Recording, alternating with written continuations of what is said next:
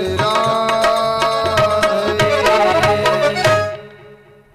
बोली भागवत भगवान की जय। 4 पीठों का निर्माण हुआ।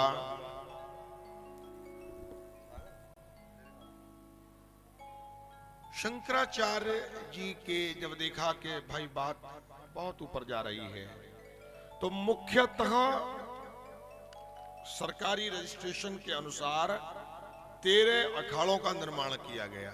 कितने? 13।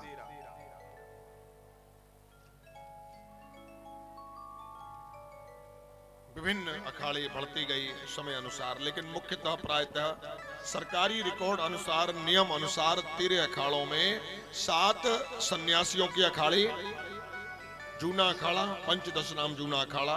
ये मैं आपको भागवत जी के अंतर्गत ये सब चीजें नहीं है, लेकिन मैं बताना आपको उचित समझता हूं जिससे आपको जानकारी मिले।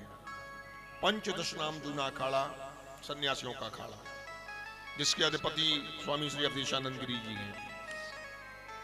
निरंजनी अखाड़ा, जिसके श्री कैलाशानंद गिरी जी, ये सब नागाओं को बनाते हैं और उनकी दीक्षा देते हैं, उनके गुरु हैं नागाओं के। ये न माने कि नागा गुरु हैं, नागा सेना है। नेगा ऐसा नहीं है नागा पहले नहाएंगे तब, ये धारणा को आप भूलें। लोगों की धारणा यही है। अधिपति कौन है? जो महाराज हैं इन अखाड़ों के। अग्नि अखाड़ा, आवाहन अखाड़ा, ऐसे करके 7 अखाड़े सन्यासियों के। 3 अखाड़े उसके बाद में आते हैं वैरागियों के, जिनके अखाड़े में हम लोग आते हैं। दिगंबर, अनी अखाड़ा दिगंबर का, निर्मोही और निर्वाणी। ये 3 अखाड़े वैष्णवों के हैं, जो राम जी, कृष्ण जी आदि आदि भगवान को मानने वाले हैं। 10 अखाड़े हो गए, 7 और 3 10। 2 अखाड़े उदासीनों के अखाड़े, जिसके अंतर्गत उदासीन संत आते हैं। हमारे वृंदावन मथुरा में ही है, गुरुशरणानंद जी महाराज का जो आश्रम है वह सब उदासीन है। सन्यासी, उदासी, वैरागी, ये 3 आपको बतलाई। कुल मिलाकर 12। 7 सन्यासी, 3 वैरागी, 2 उदासीन और 1 बना निर्मल अखाड़ा, जो बाद में बना। उसमें ज्यादातर सिख समुदाय, कबीरपंथी, अन्य लोग उसमें सम्मिलित हुए। जब यह 13 अखाड़े निकलते हैं तो 13 अखाड़ों की सेना सबसे पहले आगे निकलती है। नागाओं की सेना सब अखाड़ों के साथ में रहती है। आगे उनकी सेना और पीछे पीछे सभी उनके अखाड़ों के अधिपति। जब वह सब स्नान कर लेते हैं उस पावन धरा में, उस अमृत बेला में, हम और आपको उनकी प्रसादी में मध्याह्न के बाद स्नान करना चाहिए शास्त्र अनुसार। अब हम क्या सोचते हैं कि महाराज जी के साथ जाएं, वहीं गोते लगाएं। भीड़ तो रहती है। अब सरकार ने बहुत नियम भी, बाउंडेशन भी कर दिए, लेकिन ये ठीक नहीं है। चलो यहां तक भी कर लो, साथ लगा लो, चल रहा है। लेकिन रात के 2 बजे पर संगम क्षेत्र को, जिस जगह पर बैन है जो जगह, और वहां जाकर आप सो जाओगे तो किसी को क्या पता, भीड़ कंट्रोल हो जाएगी, भागने लगेगी, तो पुलिस भी क्या करेगी। कोई लोग कुंभ को बदनाम करने का प्रयास करें। वर्तमान तो 3 दिनों से मैं देख रहा हूं, चाहे कोई वीआईपी गए, चाहे कोई वीवीआईपी गए, चाहे कोई आम इंसान गए, महाकुंभ की दृष्टि से देखा जाए तो सब 10-10 किलोमीटर पैया पैया चल रही है। और जब सब ही चल रहे हैं तो फिर तो सब समान है। महाकुंभ में कोई वीआईपी नहीं। तो आगे आप स्नानों में इन बातों का ध्यान दें। ऐसा नहीं है सुबह से भाग रहे हैं। मैं सोशल मीडिया पर ये कथा डी लाइव चलेगी, तो मैं इसलिए मीडिया के माध्यम से भी अनुरोध करना चाहता हूं लोगों से। आधा हमारा कुंभ हो चुका है कल, और अब हमारा 1 स्नान, 2 स्नान हो गए। अब 1 अमृतशाही स्नान और 1 पर्व स्नान। आप ये मत सोच लेना कि वो जो है 3 शाही स्नान होते हैं मुख्य। 2 हम कर चुके, तृतीय बसंत पंचमी 3 तारीख को मनाया जाएगा। भीड़ तो रहेगी, थोड़ी कल से कम हो। भीड़ तो रहेगी जनता के, भाई महाकुंभ में कौन स्नान नहीं करना चाहेगा।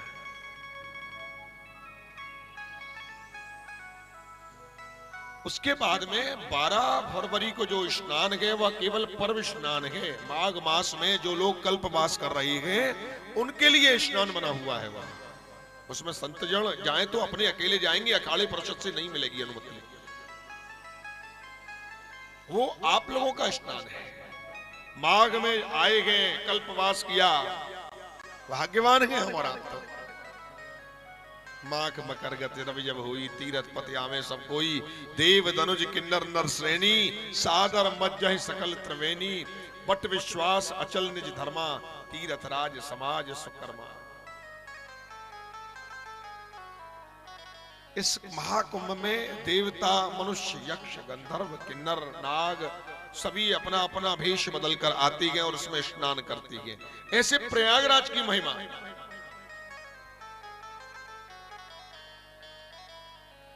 तो ऐसे तीर्थराज प्रयाग को हम नमन करते हुए आगे हम श्रीमद् भागवत जी के महात्म की कथा में प्रवेश करने के लिए जा रहे हैं। बोलिए तीर्थराज प्रयाग की, सब संत हरिभक्तन की, श्री नैमिषारण्य क्षेत्र की। आइए तो चले हम उस ओर कि सच्चिदानंद रूपाय विश्वोत्पत्त्या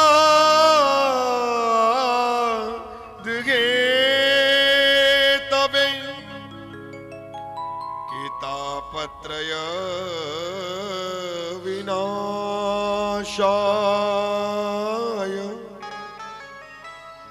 श्री कृष्णाय वयं नमः।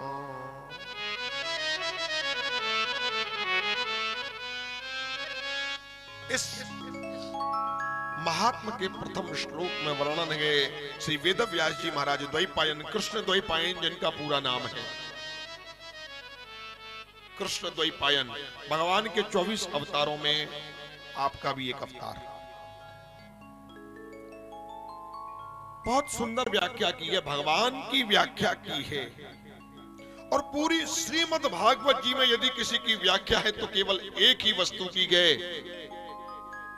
जो सर्वप्रथम महात्मा के श्लोक में भी है और जब भागवत जी आरंभ होती है, कल जब होगी उसमें भी यही है। कौन सा? सत्य की व्याख्या। सा से ही आरंभ हो रहा है महात्मा, और सा से ही आरंभ हो रहा है प्रथम श्लोक। सत्य की व्याख्या है। तो सत्य कौन है, सत्य स्वरूप कौन है? इस प्रथम श्लोक में वर्णन में आया है महात्मा में, सच्चिदानंद रूपाय। भगवान क्या है?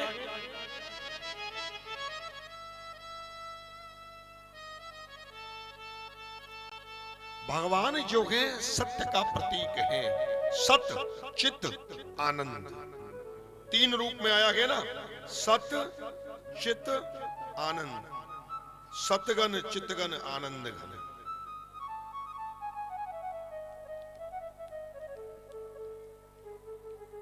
यदि इनको हम संधि और विच्छेद की व्याकरण की दृष्टि से देखें तो सत घन, चित्त घन, आनंद घन, तीन रूप में। घन माने जानते हैं घन क्या होता है? घन माने ठोस। जब घर बनाते हैं, कमरा बनाते हैं, रूम बनाते हैं, देखते हैं ना, तो कमरे में घन चलाया जाता है मिट्टी को दबाने के लिए। घन, वो घन इतना ठोस होता है कि कहां उसमें पोलेपन की कहीं कोई गुंजाइश, कमजोरी की गुंजाइश ही नहीं रहती। इसलिए ये तीनों जो है घन के रूप में यहां पर हम प्रस्तुत करेंगे।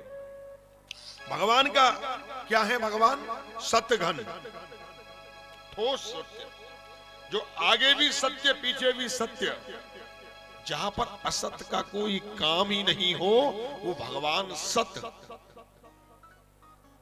अब आया चित्त, सत्य चित्त।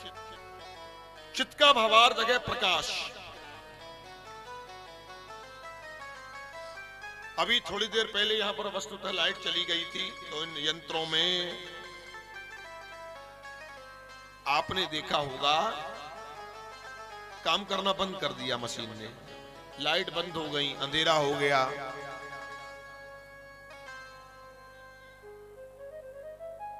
अर्थात इनमें एक ऊर्जा का संचार है, तो ये सब प्रकाश प्रकाशित है, और यदि इनमें ऊर्जा नहीं तो यह सब वस्तुतः विकार है। इसी प्रकार मनुष्य का और भगवान का संसर्ग है। यदि हमारे अंदर भगवान रूपी चित्त है तो हम जागृत हैं, और यदि वह गए तो हम भी मृतक समान प्राणी रह जाते हैं। तो सत्य चित्त जो दिखाई दे, प्रकाश स्वरूप केवल चित्त में जो दिखाई भी दे, वह भी वस्तुतः भगवान का ही रूप है। अब आया आनंद, सत्य चित्त आनंद।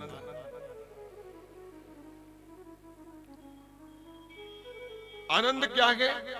जिनके यहां पर सदैव मंगल ही मंगल कार्य होते हो, जहां पर कोई गलत कार्य होता ही न हो, केवल मंगल हो, मंगल भवन अमंगल है, जहां मंगल दूर दूर तक ना आए, जिनके यहां पर केवल मंगल ही मंगल प्रवेश करें, ऐसे मंगल के धाम, आनंद के धाम भगवान है।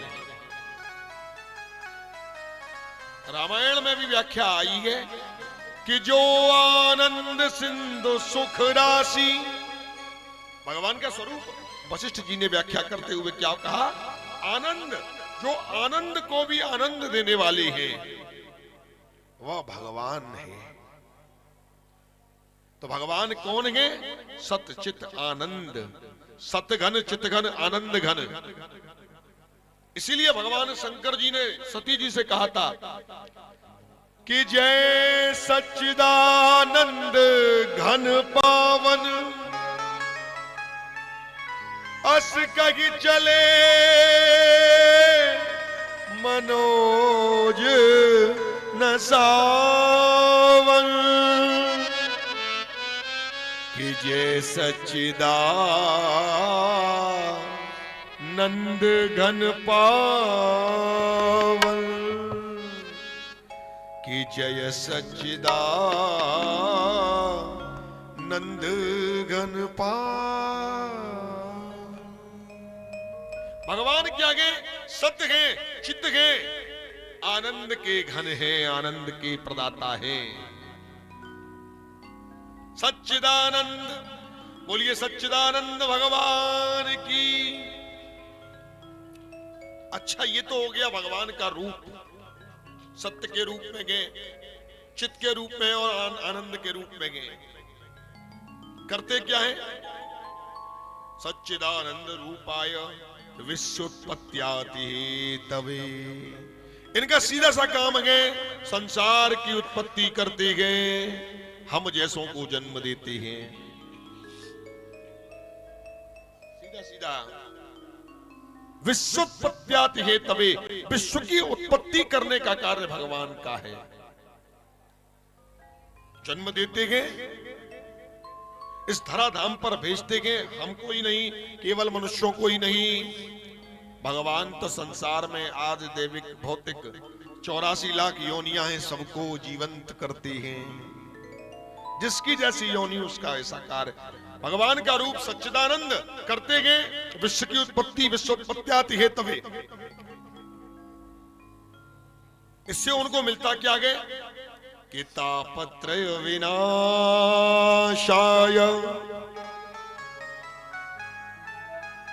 उत्पत्ति करने के बाद में हमारे मन में जो 3 प्रकार के ताप आते गए, दैहिक, दैविक, भौतिक, 3 ताप हैं। आदि दैविक, आदि दैहिक और आदि भौतिक। तापत्रय विनाशाय, उन तीनों तापों का विनाश करते हैं भगवान। कौन? सच्चिदानंद। कौन कौन से ताप हैं हमारे मन में? दैहिक ताप, भौतिक ताप और दैविक ताप, ये 3 ताप हैं। तो दैहिक ताप क्या है? जो हमारी शरीर की देह से उत्पन्न ताप हो, कष्ट पैदा हो, वो हमारा ताप है। जैसे अचानक हम कुंभ करने के लिए आए, बहुत तेज ठंड लगने लगी और हमको ज्वर सवार हो जाए, हमको बुखार आ जाए, हमको फीवर चढ़ने लगे, हम प्रताड़ित होने लगे। शरीर का ताप ही तो है, ताप बढ़ गया, बीमार हो गए। हमारे आपके हाथ में है बीमार होना, बुखार आना ना आना नहीं है। ये तो जिसने हमको रचा है यह तो उसी के हाथ में। हमारे हाथ में केवल कर्म है, ना कि उसका फल। दैहिक ताप, शरीर में जो कष्ट हो वो कष्ट, सुख दुख जो भी है वो ताप है। अचानक सर्दी लग रही है हमको, अब दिन में गर्मी लगने लगी, अचानक बारिश हो जाए तो और ठंड लगने लग जाएगी। ये शरीर के ताप है, ये बदल नहीं सकते, मौसम के अनुसार बदलते रहते हैं। दैहिक ताप, दैविक ताप। अब दैविक ताप क्या है? दैहिक ताप शरीर का ताप, दैविक ताप हम और आप चलकर जा रहे हैं, दुर्भाग्य से कोई दुर्घटना हो जाए और कुछ आसमान से ही वर्षा इतनी तेज हो जाए, न करे भगवान हम गंगा जी में जा रहे हैं और गंगे ही हो जाए हमारा वहां जाकर, तो ये दैवीय ताप है जो हमारे आपके हाथ में नहीं है, वो ताप उसके हाथ में है।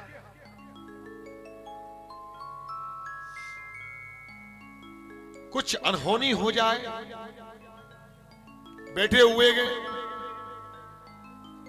और बैठे बैठे अचानक चक्कर आ जाए, लुढ़क जाए, भाई दैवीय संयोग हो गया, नहीं रहा, तो वो दैविक ताप। अब आता है भौतिक ताप। भौतिक ताप क्या है? बाजार में निकल कर जा रहे हैं, अचानक अच्छी खासे चल रहे हैं, किसी मधुमक्खी ने काट लिया, कोई सांप बिच्छू निकल आया, वो हमको डंक मार गया। ये हो गए भौतिक प्राणी। जो हमारे शरीर को कष्ट हो वो होता है दैहिक ताप। जो अचानक में अपने आप स्वतः ही हो जाए वो होता है दैविक ताप। और जो हमको किसी भौतिक वस्तुओं से हो, मक्खी मच्छर मधुमक्खी सर्प बिच्छू आदि आदि आदि, इनके द्वारा जो कष्ट हमारे शरीर को प्राप्त हो वो होता है भौतिक ताप। 3 प्रकार के ताप है। ऐसा केवल राम जी का ही राज्य था जिसमें सब प्रकार के तापों से लोग मुक्त थे। दैहिक दैविक भौतिक तापा, राम राज्य काहू नहीं व्यापा। राम जी के राज्य में तीनों ताप नष्ट हो गए। तो मनुष्य के अंदर ये 3 ताप स्वतः ही गुण है, और ये तीनों तापों का भगवान क्या करती गए? जिसका सच्चिदानंद स्वरूप है, विश्व की उत्पत्ति स्वजन चलाना और समापन, जिसका कार्य है विश्व उत्पत्त्यात् ही तभी तापत्रय विनाशाय, तीनों प्रकार के दैहिक दैविक भौतिक तापों का नाश करते गए भगवान, उनका ये कार्य है तापत्रय विनाशाय। ऐसे गोविंद के चरणों में श्री कृष्णाय वयम नमः। आज हम सभी लोग श्री गोपाल जी के चरणों में, श्री कृष्ण कन्हैया लाल के चरणों में नमन करते हैं और उनसे यही कामना करते हैं कि हमारी आगे की जो यात्रा है, महाकुंभ की यात्रा और जीवन की यात्रा, या प्रेम से निकले। ये यात्रा शब्द ही बड़ा खराब है, इसमें ही कष्ट बना हुआ है। या शब्द से यातना और त्रा शब्द से त्रासना। जब तक शरीर को यात्रा में यातना और त्रासना न मिले, जब तक वो काहे की यात्रा।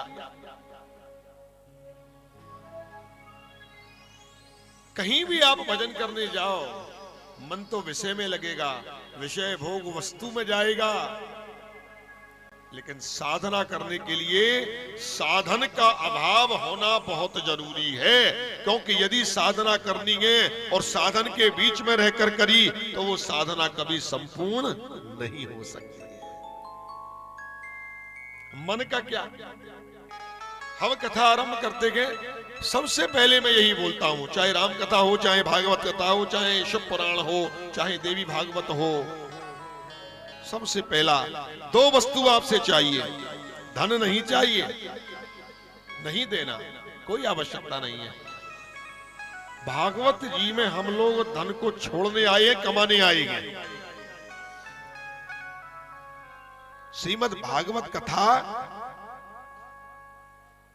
हमको दान से, हमको धन से मुक्त करती है, ना कि उसमें माया में फंसाती है। तो वो बिल्कुल नहीं करना। लेकिन यहां आप एक काम जरूर देना, यदि कथा आप लोग भागवत जी की श्रवण कर रही है तो संभवतः बैठे तो कथा पूरी श्रवण करें। अच्छा, ऐसा भी नहीं है कि केवल हम बैठे ही हुए गए, ये भी मत करना। दो काम पर ध्यान रखना। निद्रा देवी आने न पाए, क्योंकि कथा में और कुछ आवे ना आवे, नींद बहुत जोर से आती है, बहुत जोर की आती है।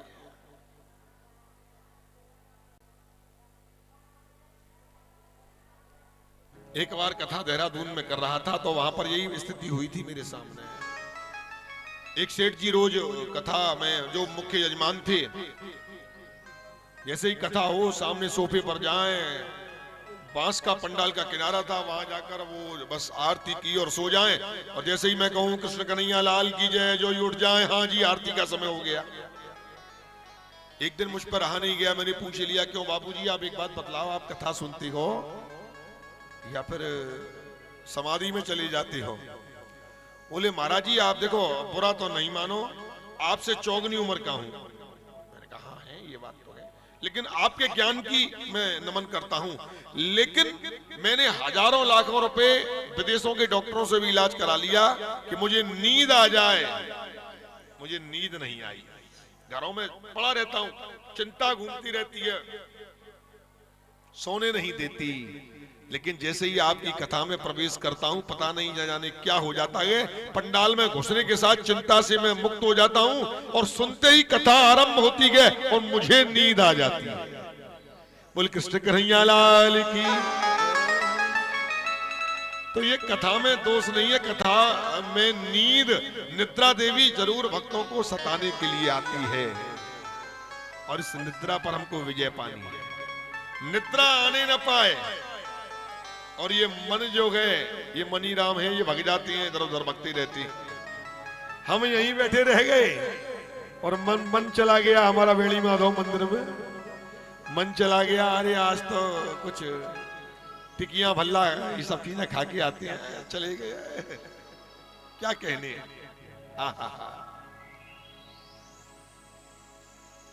तो ये मन बड़ा खतरनाक है। मन को जाने न जाए, मन निकले नहीं पंडाल से बाहर और निद्रा देवी घुस न पाए, इस दो चीजों का आप ध्यान जरूर रखें।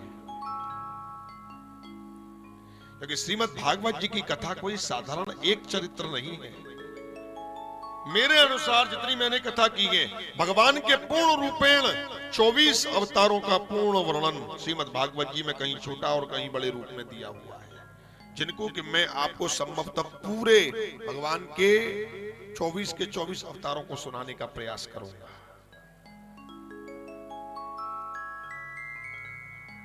तो आप उसका ध्यान रखें।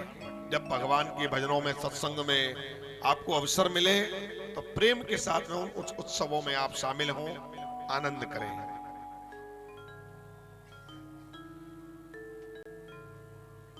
बोलिए श्रीमद् भागवत भगवान की जय, श्री सुखदेव जी महाराज की कि नेमिषे निमिष क्षेत्रे ऋषयौ सोनकादिकं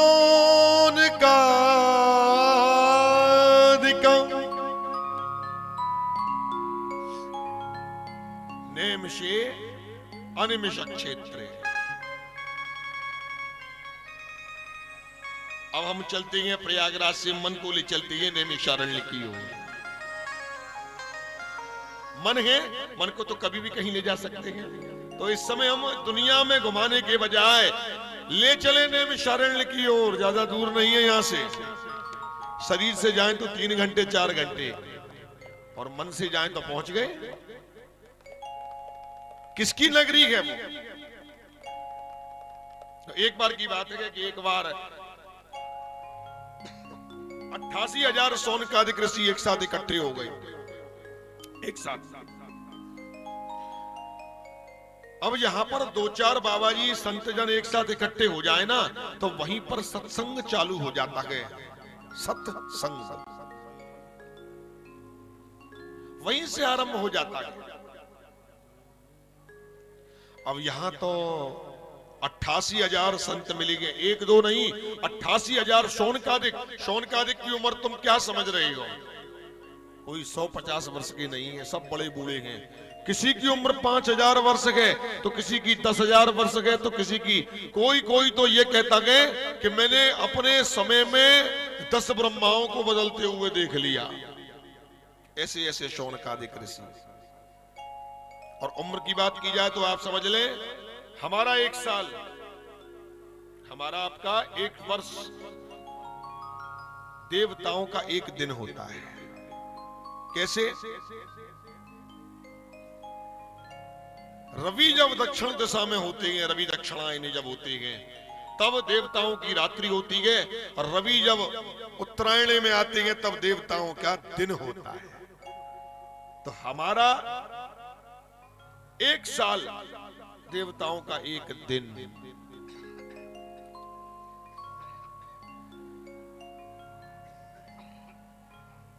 और जब देवताओं का 1 वर्ष होता है, तब ब्रह्मा जी का 1 दिन होता है।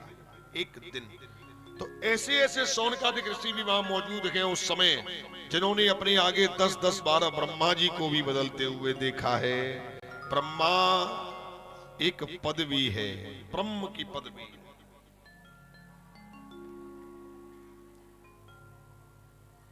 ऐसे ऐसे संत महात्मा जब इकट्ठे हो गए, 88,000 शौनकादिक ऋषि। अब आप सोचिए कितना लंबा चौड़ा, यदि यहाँ 2-4 हजार आदमी बिठा दिए जाएं तो पंडाल में जगह कम पड़ जाएगी। और वहां तो एक से एक महात्मा बैठे हुए हैं, तो भाई पहले उनमें आपस में हुआ चलो कोई लंबा चौड़ा सत्संग करते हैं। अब सत्संग कोई उनका 1-2 दिन का तो होगा नहीं। हम और आप भी कथा करते हैं, 7 दिन करते हैं, 2 घंटे 3 घंटे 4 घंटे बोलते हैं, हो गया जैसे सीताराम, उसी में मन भर जाता है कथा से। फिर वो कथा नहीं, 4 घंटे से ऊपर जाए तो लोग कहते हैं अरे कथा नहीं है, तो व्यथा हो रही है।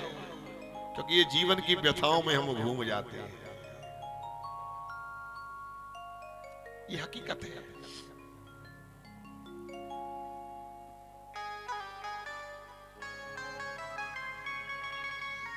लेकिन उन 88,000 शौनकादिक ऋषियों का सत्संग कोई छोटा मोटा सत्संग नहीं है। आपस में वार्ता हुई, चलो सत्संग करें, ऐसा वैसा नहीं करेंगे। बोले कितने दिन का सत्संग होगा?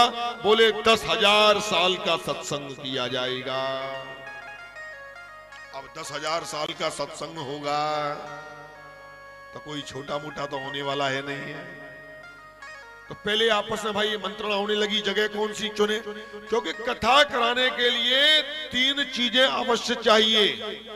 मुख्यतः तो 5 चाहिए, 3 और 5। कथा कराने के लिए पहले ये देखना चाहिए कि जिन व्यास जी से हम कथा करा रहे हैं वो ज्ञानवान है कि नहीं है। कहीं ऐसा तो नहीं है किसी महामूर्ख को बिठा दिया मंच पर, अब महामूर्ख बैठ गए तो फिर तो मन आएगा जो बोलेंगे। तो पहले कथा का ज्ञान, फिर कथा में ध्यान, और दूसरा काम हमारा है, कथा सुनने बैठे हैं तो हमारा ध्यान वही होना चाहिए एक ही स्थान पर। फिर कथा के लिए कान वही होना चाहिए। और फिर सबसे बड़ा है कथा के लिए प्रमुख रूप से स्थान भी होना चाहिए। स्थान विशेष की महिमा होती है। ऐसा नहीं है कहीं भी गए और कहीं भी आरंभ हो गई, कहीं भी करने लगी कथा, नहीं। एक निश्चित समय अवधि होती है। कल से हमारा कथा करने का मन था, मौनी अमावस्या, क्योंकि मंच खाली न रहे। लेकिन देखिए भगवान की ऐसी कृपा, कल शाही में चले गए, कथा हुई नहीं आरंभ। क्योंकि श्रीमद् भागवत जी की कथा एक पक्ष में करनी ही चाहिए।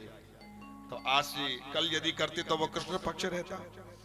आज से आरंभ हुई, अब शुक्ल पक्ष आरंभ हो गया, एक पक्ष में कथा। स्थान प्रयाग है ही, इससे अच्छा और स्थान कहां मिलेगा।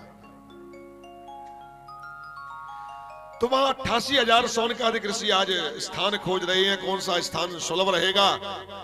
सभी मिलकर ब्रह्मा जी के पास पहुंच गए।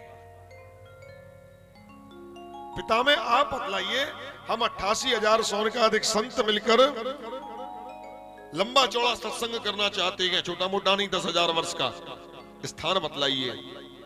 अब आजकल तो भाई वाद्य यंत्र गए, माइक की व्यवस्था गए, ध्वनि विस्तारक है, आवाज चली जाएगी।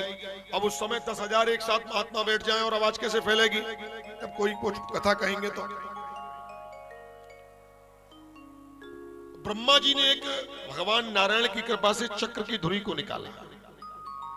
बोले ये चक्र जहां भी रुक जाए समझ लेना वो स्थान आपके लिए सिद्ध है। वह चक्र जहां जहां गया पृथ्वी पर सभी शौनकादिक ऋषि उनके पीछे पीछे जाने लगे।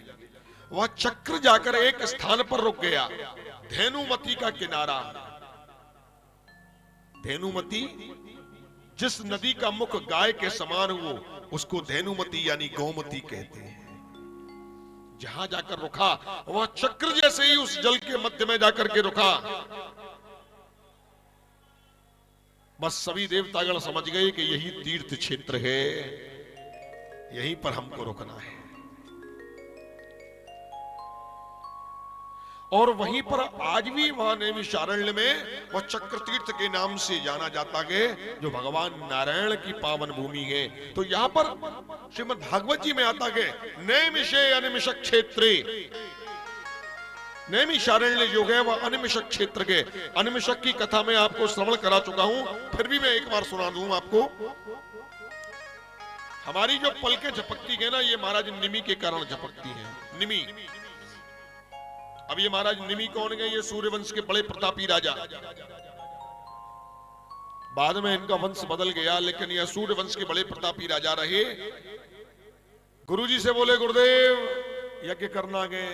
गुरुजी बोले अभी नहीं, अभी मैं देवराज इंद्र का यज्ञ कराने जा रहा हूं, बाद में करूंगा। गुरुजी चले गए, गुरु महाराज वशिष्ठ चले गए देवराज इंद्र के यहाँ। अब चेला को लगा कि भाई अच्छे काम में जितनी जल्दी हो सके, यदि मन में भाव आवे हमको दान करना है तो सोच लो मत, कर दो, करके पार करो। कल का पता नहीं, कल क्या पता आप रहे न रहे, और कल का क्या पता आपका मन ही बदल जाए, मन न करे दान करने का। तो जो करना है अच्छा काम कर दो, जैसे ही मन में आवे विचार आवे कर दो। राजा के मन में ये भाव आया, गुरुजी आवे, जब तक कितना समय लगे क्या हो, अनुष्ठान का मन है करके पार करो। विविध विद्वानों को बुलाया गया, राजा निमि ने बुलाई, और बुलाने के बाद में अनुष्ठान हुआ, यज्ञ संपन्न हुआ। विप्र जिवाय देह दिन दाना, विप्रों को बुला करके और नित्य दान दे, छक उनको भोजन करावे। जब वो भरपेट कहे वाह, तब समझो कि अब आपके पूर्वजों ने करी है आहा। विप्र जिवाय देह दिन दाना, फिर उनको दान दे, सब मनोरथ पूर्ण हो जाते हैं ऐसा करने पर। तो यहां राजा निमि ने सब संतों को बुलाया, यज्ञ हुआ, हवन हुआ, सब कार्य पूर्ण हुए। इधर यज्ञ संपन्न हो गया, इधर गुरुजी का भी यज्ञ हो गया। गुरुजी लौट कर आए, बोले हाँ राजा, तिथि निकालते गए और यज्ञ होगा। महाराज निमि कहते हैं प्रभु मैं तो कर चुका यज्ञ, अब क्या गया? गुरुजी को बड़ा क्रोध आया, भाई मेरे होते हुए, और ये बात हकीकत है, यदि हम स्थान पर जाएं और स्थान के उस प्रतीश्वर को न पूजकर किसी अन्य को पूजें, बहुत गलत लगेगा। हम अपने घर के भगवान को पूजे नहीं और दुनिया में भगवान को खोजते डोले तो खोजते ही रहेंगे, मिलेंगे कहीं नहीं। ऐसे ही तीर्थ पुरोहित की महत्वता होती है, गुरु पुरोहित की महत्वता होती है। बोले यज्ञ हमसे नहीं कराया, औरों से कराया। जा राजा बहुत घनघोर तूने पाप किया है, जा तुझे श्राप देते हैं, तू अब मर जा। गुरु महाराज के श्राप से महाराज निमि मर गए। महाराज निमि को भी बड़ा क्रोध आया, बोले गुरुदेव मेरी कोई गलती नहीं थी, आपने श्राप देकर मुझे मार दिया, मैंने अच्छा काम किया, आपको कोई बड़ा यजमान मिल गया, आप भाग गए। आज ऐसा आम बात है, होना हो जाता है, कोई तगड़ा यजमान मिल जाए तो आचार्य भाग जाते हैं।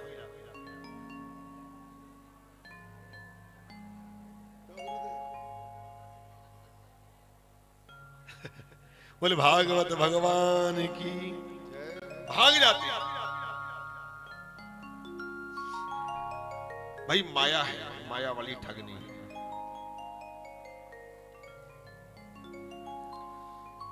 तो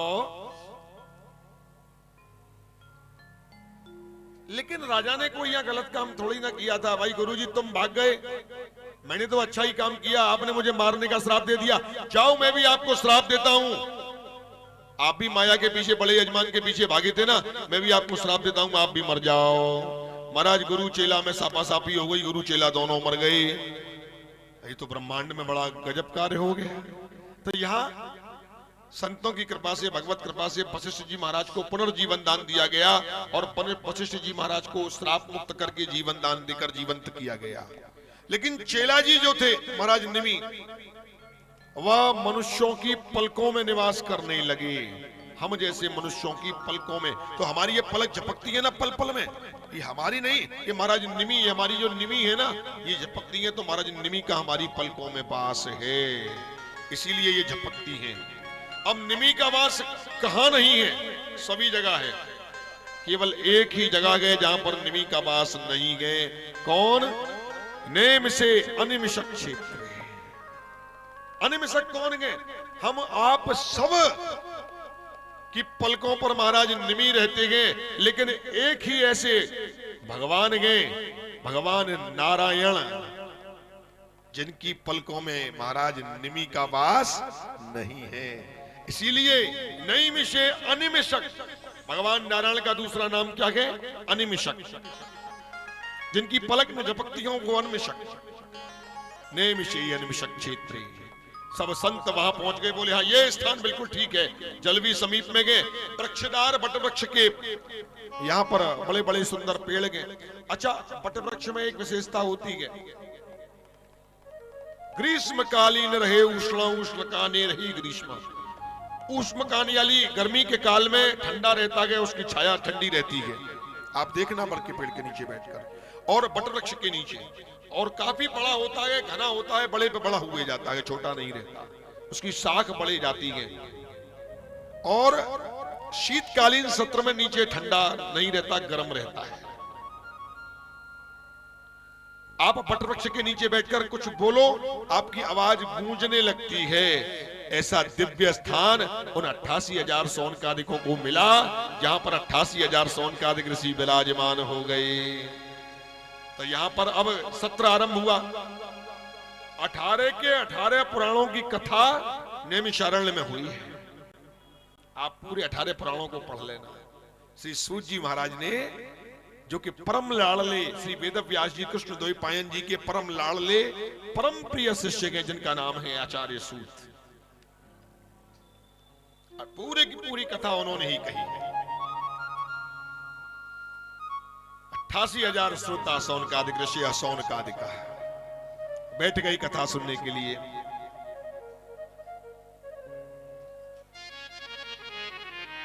श्री सूत जी महाराज सभी ऋषिगणों को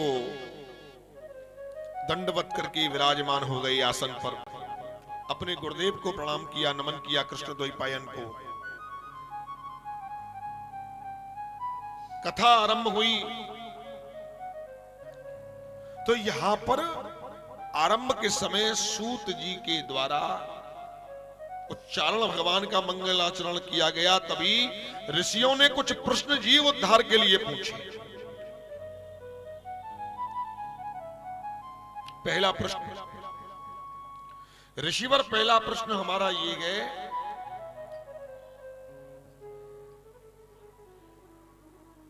कि भगवान कौन है। दूसरा प्रश्न, कहां रहते गए। तीसरा प्रश्न, क्या करते गए। अमुक अमुक प्रश्नों का उच्चारण वहां पर किया, जिनको कि मैं आगे कथाओं में करता रहूंगा। लेकिन मुख्यतः भगवान के दर्शनार्थ, भगवान के चरित्रों को चित्रण करने के लिए पूछा गया। तो आचार्य श्री सूत जी महाराज कहते गए, बहुत अच्छा प्रश्न आप सभी के द्वारा हुआ है, जो कि आज जीव कल्याण के लिए बड़ा सहज है।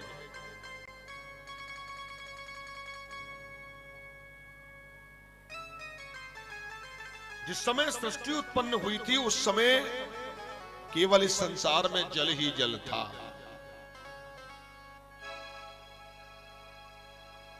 नार। नार का मतलब होता है जल। नार यानी जल। आचार्य श्री सूत जी कहते हैं कि शौनकादिक ऋषियों, लोक कल्याण की बात आपने आज पूछी है, जिसका कि मैं आपको सीधा सा जवाब दूंगा, सीधा उदाहरण दूंगा।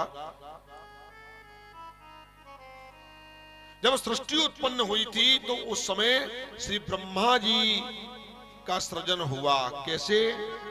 कुछ नहीं था जब पूरे संसार में, उस समय केवल एक ही वस्तु थी, नार, आयन। आयन माने होता है जो जल में वास करता है, उसका नाम है आयन। नार माने जल, आयन माने उस जल में रहने वाला, उसी को कहते हैं नारायण। बोलिए नारायण भगवान की। नारायणम निराकारम नरवीनम नरोत्तमम। नारायण निराकार है, नरोत्तम है, नरों में उत्तम है, जीवों में नरसिंह स्वरूप है, पुष्पों में कमल के समान है। तो भगवान नारायण, जिनकी नाभि से कमल निकला और कमल में चतुरानन, आज पंचमुख स्वरूप प्रकट हुए। नाम चतुरानन, चतुर्मुख कहलाई। बाद में एक मुख भगवान शिव के द्वारा काटा गया, विच्छेदन किया गया, लेकिन पंचमुख स्वरूप ब्रह्मा जी प्रकट हुए। ब्रह्मा जी ने चारों तरफ देखा, जल ही जल, कोई है ही नहीं। जल के ऊपर गए, कोई नहीं मिला। बरसों तक जल के ऊपर ही जाते रहे, कोई नहीं मिला। नीचे गए, जिस कमल से उत्पन्न हुए उस कमल की धुरी को पकड़ के नीचे गए, जाते रहे, जाते रहे, जाते रहे, जाते रहे। महाराज हार कर थक कर बैठ गए, कोई नहीं मिला। उस कमल की नाभि की अंत ही नहीं मिला। जब ब्रह्मा जी हार थक कर दोबारा बैठ गई और बोले, भैया मैं कौन हूं, मुझे किसने प्रकट किया है, कुछ जानकारी तो मिले। तब केवल एक आवाज आई, तप तप। 3 शब्दों में तप, 3 बार हुई तप की आवाज। जब ब्रह्मा जी ने उस आवाज को सुनकर के मुझे तप करना है, तप करना आरंभ किया, तब हजारों वर्षों की तप करने के पश्चात प्रभु के साक्षात्कार दर्शन मिले।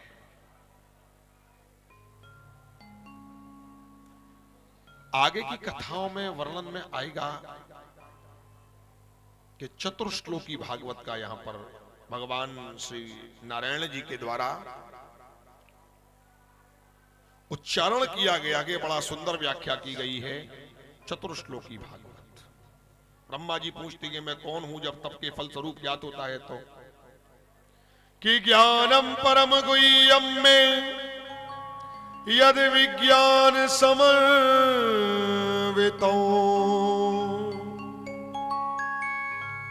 सारहस्यम तदंगम च ग्रहाणम गतितम मया। कौन हूं मैं, मुझे ज्ञान दो, मुझे शिक्षा दो, उसके बारे में बतलाओ। तो भगवान ने बहुत सुंदर व्याख्या की कि यावानहम यथा भावो यद्रूप गुण कर्मक तथैव तत्व विज्ञान मस्तुते मदुनग्रह। मैं ब्रह्मा जी जिस भाव वाला हूं, जिन गुण वाला हूं, कर्मों वाला हूं। आपने पूछा मैं कौन हूं, मैं आपको थोड़ी सी में सब बतलाई देता हूं। जिन भाव वाला हूं, यावान हम यथा भावो, मेरा कौन सा भाव है, यद्रूप गुण कर्म कह, जो मेरे कर्म गए या जो मैं आपसे कराना चाहता हूं क्या, तथैव तत्व विज्ञानमस्तु ते मदुनग्रहात्, मेरी कृपा से आपको आज यों का त्यों हो जाएगा। अहमेवा समेवाग्रे नान्यदि यदि सत सत परम पक्षादहं यति तस्य योग सचेत सोषगम रते अर्थ प्रतीयेत न प्रतीयेत चात्मनि तद विद्यादात मनोमाया यथा वासो तथा तमा। एतावदेवं जिज्ञासं तत्व जिज्ञासुनात्मना अन्वय व्यक्तते काव्यं यतशात सर्वत्र सर्वदा एतमन्तं समातिष्ठं परमेण समाधिना भवान कल्प विकल्पेषु न विमोहार्ति कहिचित्। इन श्लोकों में पूरा वर्णन कर दिया।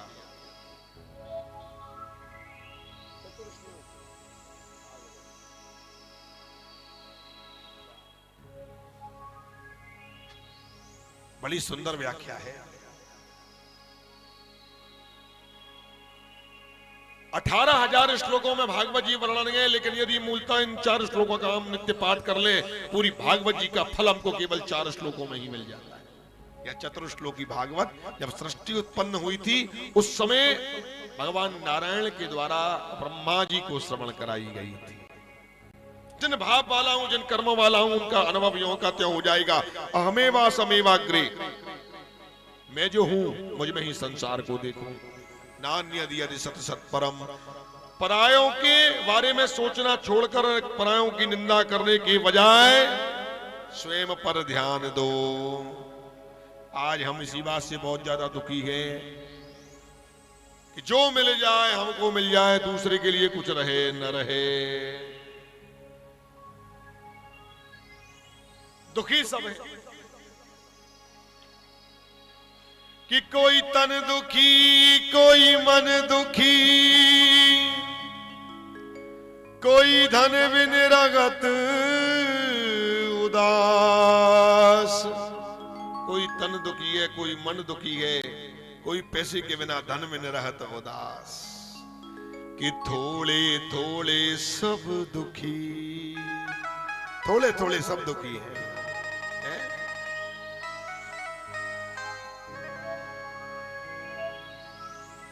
किसी के मन में यही दुख है कि भाई कल मैं त्रिवेणी संगम ही नहीं नहा पाया, मेरा पड़ोसी नहा के कैसे आ गया। यही दुख नहीं निकल रहा। बताओ, कोई इस बात से दुखी है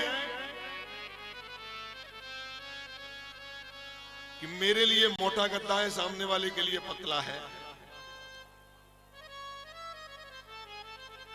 कोई इस बात से दुखी है कि मैं ट्रेन से आया हूं, कोई कहता है मैं बस से आया हूं।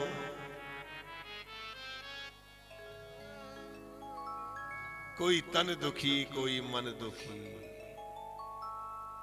कोई धन में न रहता उदास, कोई तो पैसे के बिना ही परेशान है। अरे हमको भगवान ने पैसा नहीं दिया, पैसा दिया होता ना तो इतना कर देते, इतना कर देते, इतना कर देते, महाराज नित्य भंडारे चला देते। और जिसको भगवान ने दे दिया उसकी ऐसी मति हर लेता है कि वो कहता है कि मेरे धन को कोई छीन न ले।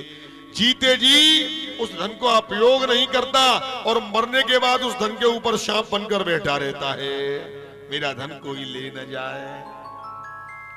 तो कोई तन दुखी, कोई मन दुखी, कोई धन बिन रगत उदास। कि थोड़े थोड़े सब दुखी, थोड़े थोड़े तो हमारा भी दुखी हैं। क्यों कुमुद जी? हाँ, थोड़े थोड़े तो।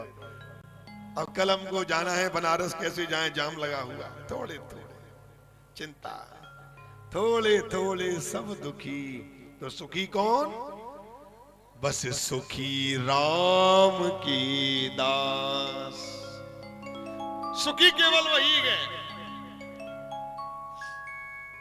जो कि भगवान की भक्ति में लीन हो जाता है, भगवान में अर्पण कर देता है। भगवान सुख में रख तो अच्छा, दुख में रख तो अच्छा। जो कुछ तूने दिया, आजकल एक नया ट्रेड चला गया, भगवान के आगे हम जाते हैं, भगवान एक काम कर दो, हम बड़े दुखी हैं। अरे प्रभु अंतर्यामी है, अंतरित को जान लेते हैं, अब बोलने की जरूरत नहीं है। प्रभु हम बड़े दुखी हैं। यदि आप हमारे इस काम को पूरा कर दोगे तो आपके यहाँ पर हम 11,000 रुपए की मंदिर में सेवा करेंगे। भगवान को लालच, ये रिश्वत दी जा रही है भगवान। क्यों? कोई कहता है हम तो भंडारा करवाएंगे यदि हमारी मन्नत पूरी हो गई तो। कोई कहता है मैं लंगर करवाऊंगा। भजन भी गाते हैं, मैं देखा है जागरणों में, मां मुरादे पूरी कर दे तो हलवा बांटूंगी। वाह, धन्यवाद है उनके लिए। माता मेरी झोली भर दे तो लंगर चलाऊंगी, न जाने क्या क्या। यदि माता झोली भरेगी तो बांटेंगी, और यदि नहीं माता ने सुनी तो माता को डांट के भगा देंगी, अपना काम अपने घर। बड़ी विचित्र स्थिति। ये सत्यता है जीवन की। थोड़े थोड़े सब दुखी बस सुखी राम के दास। जो भगवान के भरोसे रहते हैं ना, उनको केवल भगवान के भजन से मतलब होता है, उनको कोई लेना देना नहीं। कौन आया कौन गया कौन तेरा, रहते जरूर हैं गृहस्थ में, लेकिन फिर भी वह भगवान के अधीन है। अच्छा हुआ तो प्रभु कृपा, बुरा हुआ तो प्रभु कृपा। क्योंकि जब अच्छा होना आरंभ हो जाए समझ लो भगवान दूर भाग रहेंगे, और जब कोई काम उल्टा ही उल्टा होने लगे, जब हम पर दुख थोड़ा आने लगे, समझ लो भगवान पास आने वाले हैं। तो वह भी अपना ही मानना चाहिए, दुख सुख का जोड़ा है। 5 पांडवों की माता कुंती, कल की कथा में ऐसा प्रसंग आएगा। उन्होंने भगवान से दुख मांगा था, सुख नहीं मांगा। बोले बुआ दुख क्यों मांग रही हो? बोले दुख इसलिए गोविंद कि जब जब दुख था तुम हमारे साथ थे, और जब हम पर सुख आया तुम हमको छोड़कर चले। ऐसे दुख हम सुख का भी क्या करेंगे जिसमें हमारे गोविंद हमारे पास में नहीं है। ऐसा सुख भी हमारे कोई काम का नहीं है। तो आप उस दुख को ही स्वीकार करें, और जब परमात्मा की कृपा होगी तो वो सुख भी प्रदान करेंगे। और ऐसे लोग ही प्रसन्न हैं जो राम के कृष्ण के चरणामृत में, भगवान के भजनामृत में लीन रहती हैं। ऐसे लोग बड़े सहज में प्रसन्न हैं। थोड़े थोड़े सब दुखी बस सुखी राम के दास।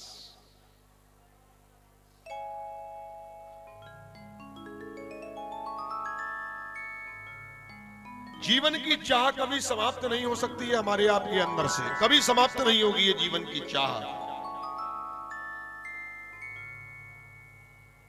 भगवान भी यहां पर जो श्लोकों में वर्णन आया गया, यावान हम यथा भावो यत्रूप गुण कर्म का तथैव तत्त्वमिज्ञानमस्तुते मदुनग्रहात्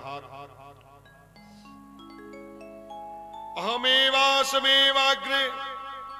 जिस भाव वाला हूं, जिन गुणों और कर्मों वाला हूं, उसका यथार्थ अनुभव कराऊंगा। अहमेवासमेवाग्रे नान्यदि यदि सत सत्परम। संसार में कुछ नहीं है, केवल नारायण है जो भी है, परब्रह्म परमात्मा है। उसके अलावा सत असत जो भी स्वरूप है, सबका चिंतन सब है, परमात्मा का रूप है। उसके अलावा कुछ नहीं है। रते अर्थ प्रतीयेत न प्रतीयेत चात्मनि तद विद्यादात मनोमाया यथा वासो तथा तमा। जो प्रतीत होता है वह भी परमात्मा है, जो दिखता है वह भी परमात्मा है, और जो नहीं दिखता अंधकार भी परमात्मा का स्वरूप है। यथा मान्ति भूतानि भूतेषु चचावचेष्मनु प्रविष्टानः प्रविष्टानि तथा तेषु न तेष्वहम्। भूतकाल भी भगवान है, वर्तमान भी भगवान है, और भविष्य भी जो होने वाला है वह भी भगवान है। इनके परे भी जो कुछ है वह सब परमात्मा है। इसीलिए सब कुछ परमात्मा पर छोड़ दो। तेरा तुझको अर्पण क्या लागे मेरा। सब कुछ तेरा, तो मेरा क्या? मेरा तो ये शरीर भी नहीं है, ये भी किराए का एक घर है, एक दिन ये भी खाली करके भागना पड़ेगा। ये भी हमारा नहीं है, छोड़ना तो पड़ेगा। कितना भी सज लो, कितने भी 20-20 हजार रुपए जाकर ब्यूटी पार्लर में दे आओ, बालों को सीधे करा लो, ये डेंट पेंट पुतवा लो, लेकिन एक दिन हाड़ जरे जैसे लाकड़ी और केस जरे जैसे घासा। सोने जैसी काया जल गई, कोई ना आया पासा, कोई पास नहीं आएगा। इसलिए सब चीज संयमित करें, नियमित करें, अधिक कुछ न करें उसकी।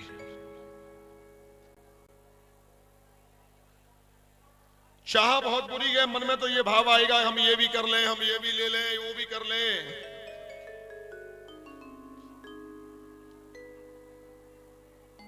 अच्छा, कुछ लोगों को चाह का शौक होता है। चाह मतलब क्या? हमको ये मिल जाए वो मिल जाए। और कुछ लोगों को चाय का शौक होता है। समय पर कुछ मिले ना मिले, चाय मिल जाए। हमको खुद को है, हमारे परिवार में हमारे दादाजी को भी था, हमारे वो भी कहते थे भाई चाय मिले या तो मिले ही नहीं, मिले तो कम से कम एक लोटा भर के तो मिले कम से कम, और लोटा भर से पहले तो डकार नहीं आएगी। पहले चाय बहुत छोटी थी, जीवन की चाह थोड़ा सा मिल जाए प्रसन्न के। पहले हमारी भी जो चाय थी बहुत छोटी थी, सस्ते में मिल जाती, घर में बनाई, हो गया काम। आज चाह पैसों से आने में आती रही, कभी पैसे में मिल जाती थी, आज पर आने में बदली। चाह पैसों से आने में आती रही, चाह आनों से रुपया बनाती रही। ये चाह और चाय में ज्यादा अंतर नहीं है, फिर ये आनों से रुपयों में बदल गई। देखे थे ना, पहले पैसे चलते थे, अब रुपयों में बदल गए, आनों में रुपया बनाती रही। ये चाह नोटों से कोठी चिनाती रही, चाह कोठी से होटल में जाती रही, अब होटलों में पहुंच गई। ये चाह और चाय दोनों, चाह होटल में बोतल खुलाती रही, ये चाह क्या क्या न करती कराती रही। ये चाह न जाने हमको जीवन में कितने कितने गलत कामों में ले जाती है, लेकिन हमारी चाह खत्म नहीं होती। चाह क्या क्या न करती कराती रही। ये जीवन की चाह, ये चाह पीली जिन्होंने वो पीले हुए, चाह छोड़ी जिन्होंने वो रसीले हुए। चाह दिल से लगी, दिल जरा हो गया, और चाह मेरे कन्हैया जी से लगी तो दिल हरा हो गया, दिल हरा हो गया। लेकिन एक बात आप जरूर ध्यान रखें, एक चाह, कौन सी चाह हमको चाहिए? ये नहीं आए पैसा मिल जाए, धन मिल जाए, गाड़ी बंगला, ये वो, हाँ सब बेकार की चीजें, कुछ दिनों का है ये सब। एक ही चाह हमको हरदम चाहिए, बस एक मन में चाह हो, वही हमको हरदम चाहिए। यदि हमको वो चाह ले तो हमें और क्या चाहिए, हमें और क्या चाहिए? केवल यही चाह हमारे मन में होनी चाहिए।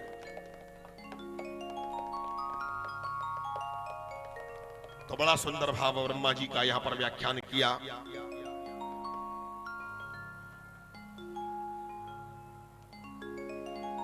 एक उदाहरणार्थ कथा सुनाते हैं। यहां पर श्री सूत जी महाराज कहते हैं कि एक बार की बात है कि एक बार देवर्षि नारद, जिनका काम है घूमना, देवर्षि नारद एक ऐसे बाबा जी हैं, घुमक्कड़ बाबा जी हैं, जो घूमते रहते हैं, एक जगह पर बैठते नहीं हैं।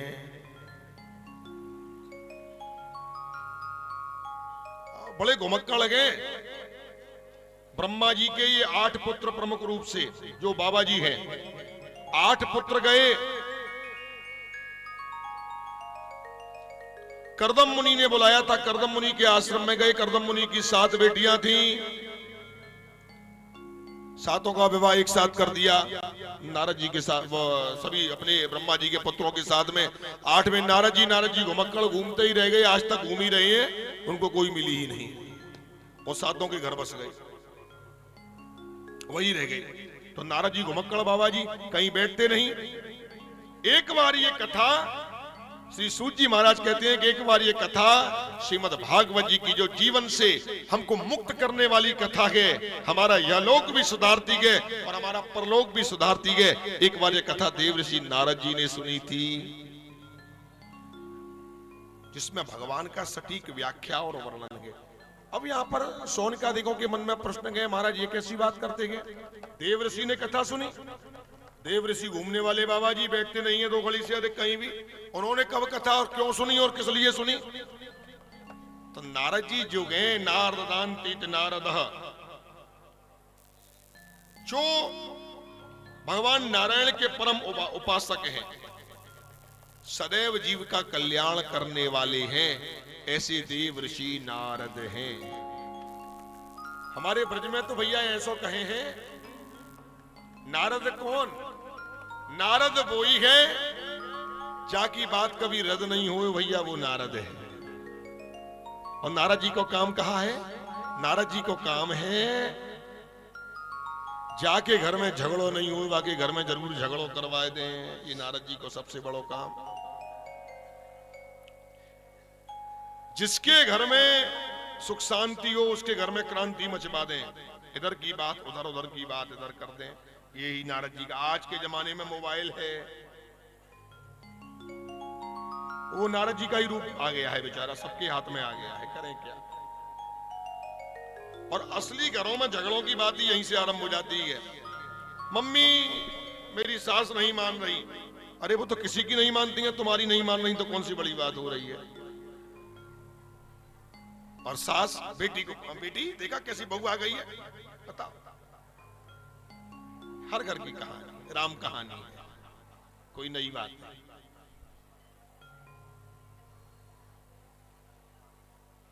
नारद जी ने कथा सुनी, अब कैसे सुनी सोनकादिक सुनना चाहते हैं तो बतलाते गए यहाँ पर श्री सूत जी महाराज। एक बार भागे भागे जा रहे थे देव ऋषि नारद जी। अच्छा, नारद जी बहुत बड़े वाले संत भी गए, पराये कष्ट को अपना बना ले, ऐसे भी नारद जी गए। और नारद जी की विशेषता देखिए, जब जब जिससे मिले उसका उद्धार करवा दिया, और जिसको अपना शिष्य बनाया उसको भगवत प्राप्ति जरूर करा दी। ये नारद जी का सबसे बड़ा काम है, सबसे बड़ा काम।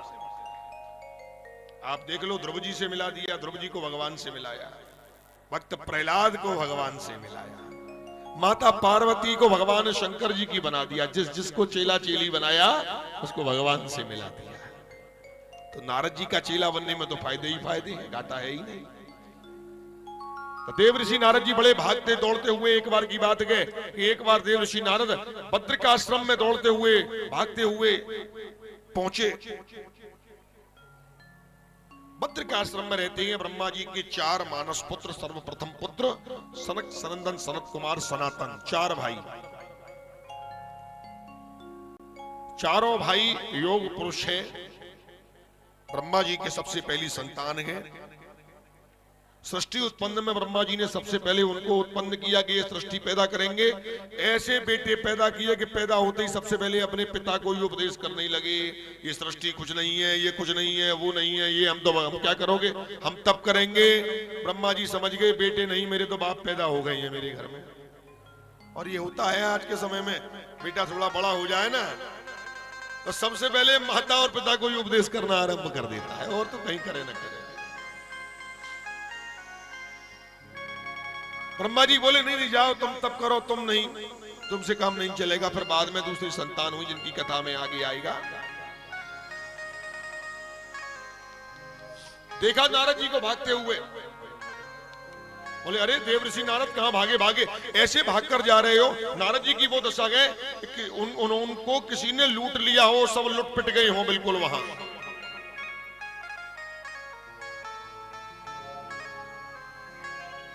किम प्रतोस्तीद नारदः कुतश्चिंता तुम आतुरः। देव ऋषि नारद क्या बात है, कहां भटकते हुए जा रहे हो, कुतश्चिंता, कौन सी चिंता है तुम्हारे मन में, हमें बतलाओ, उसका निवारण हम बतलाएं। दौड़ते दौड़ते नारद जी सनकादिक मुनियों के पास पहुंचे, प्रणाम किया, बोले बड़े भ्राताश्री बड़े ध्यान से सुनो। नारद जी छोटे भाई हैं, सनकादिक बड़े भाई हैं, ब्रह्मा जी के पुत्र हैं सब। बोले क्या समस्या आ गया, तुम ऐसे क्यों भाग रहे हो लुटे पिटे से, जिसका जैसे कोई व्यापारी का सब कुछ व्यापार में नष्ट हो गया हो, वो लुटा पिटा घूमता है, तुम लुटे पिटे कहां से आए। और तुम तो भगवान के बड़े भक्त, और भगवान के भक्त कभी चिंता में नहीं रहते। बोले आज चिंता में फंस गया हूं मैं। बोले क्या चिंता है, कुछ चिंता तो मातुरा।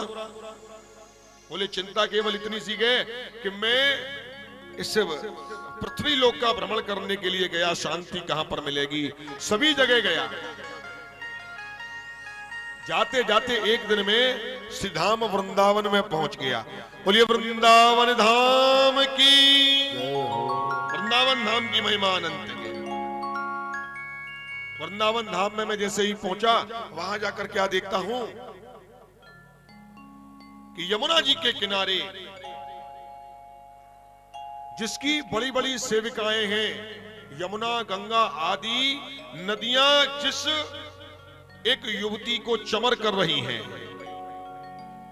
देवतागण उनका भजन कर रहे गए, उनकी सेवा में लगे हुए गए, और वो सभी बड़ी बड़ी महानदियां सेविकाओं के रूप में उनकी सेवा कर रही हैं। लेकिन आज वो युवती रो रही है और उसकी गोद में 2 बुढ़े बैठे हुए हैं, वृद्धजन। पड़े हुए गए, अंतिम सांसें ले रही हैं दोनों। जब मैंने जाकर उनको प्रणाम किया, भाई कोई साधारण देवी नहीं लग रही, तो नारद जी कहते हैं मैंने उनको जैसे ही प्रणाम किया कि देवी आप कौन हो और ये दोनों कौन हैं जिनके लिए आप रो रही हो? तो बोले मैं इनकी मां हूं और ये दोनों मेरे बेटे हैं। नारद जी कहते हैं दोनों बेटे बूढ़े हो गए और मां जवान? बोले हाँ। बोले मैं कोई नारद जी और नहीं, मैं साक्षात भगवान की प्रिया भक्ति हूं और ये दोनों मेरे पुत्र ज्ञान और वैराग्य हैं। ये दोनों के दोनों बूढ़े हो गए। आज हकीकत बात तो यही है, भक्ति जवान हो रही है और ज्ञान वैराग्य बूढ़े हो गए। देख लो हालत। कुंभ में सभी कैंप पंडाल हाउसफुल हैं, जगह नहीं है। आप किसी भी तीर्थ स्थान पर जाओ, आपको गेस्ट हाउसों में पूर्ण बुकिंग मिलेगी, कहीं भी आपको जगह नहीं मिलेगी। तो भक्ति तो है, तभी तो तीर्थ स्थानों पर जाते हैं।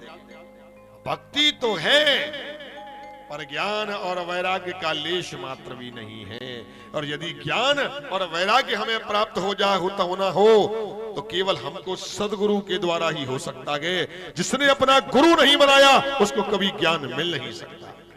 ज्ञानम परम गुह्यम में यद विज्ञान समन्वितम। ज्ञान गुरु के द्वारा ही प्रदत्त होता है। तो आप देखते हैं होटलों में, कमरों में रूम भरे हुए गए। अब भक्ति तो जवान हो रही है, अरे हम कुंभ नहाने जा रहे हैं, चलो कुंभ चलो, कुंभ चलो। व्यवस्था, हम आराम से बैठे हुए हैं, लेकिन ज्ञान रखते नहीं है कि हमको क्या करना है। बताओ, रात के 2 बजे पहुंच गए लोग। नागाओं से बड़े नागा तो वही बन रहे हैं अपने आप में, हम ही पहले गोते ले लें, क्योंकि ज्ञान नहीं है। ज्ञान होता तो कभी नहीं करते ऐसा। और वैराग्य, वो तो आप देख ही रहे हैं कि यहां लोगों में वैराग्य का अभाव है। इसीलिए आज भी कलयुग में ज्ञान और वैराग्य बूढ़े हो गए हैं, भक्ति जवान घूम रही है। लेकिन नारद जी के मन में बड़ी चिंता। तो सनकादिक मुनियों ने पूछा, जब भक्ति युवती गए और उसके दोनों बेटे बूढ़े हो गए, तुमने कुछ उपाय किए? बोले सब कुछ कर लिया मैंने उनको वेद सुनाए, वेदांग सुनाए, मैंने उनको सब तरह के पाठ सुनाए, कीर्तन किया, हवन किया। जब मैं उनको थोड़ा सुनाऊं तो थोड़े से चेतना में आवे, और जैसे ही बंद करूं तो वो दोबारा वहीं के वहीं उसी अवस्था में पहुंच जाए। बोलिए कृष्ण कन्हैया लाल की।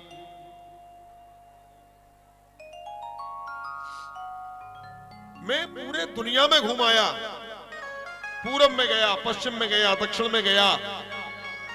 भक्ति को मैं आश्वासन देकर आया कि मैं तेरे पुत्रों को जवान करने का उपाय खोजूंगा। मैं आया हूं, लेकिन मुझे कहीं कोई उपाय नहीं मिल रहा। हार थक कर मैं यहाँ उत्तराखंड में आया हूं। तो यहाँ पर सनकादिक मुनि, चारों भाई, सनातन भाई कहते गए कि आप उनको युवा कर सकते हैं। बोली कैसे?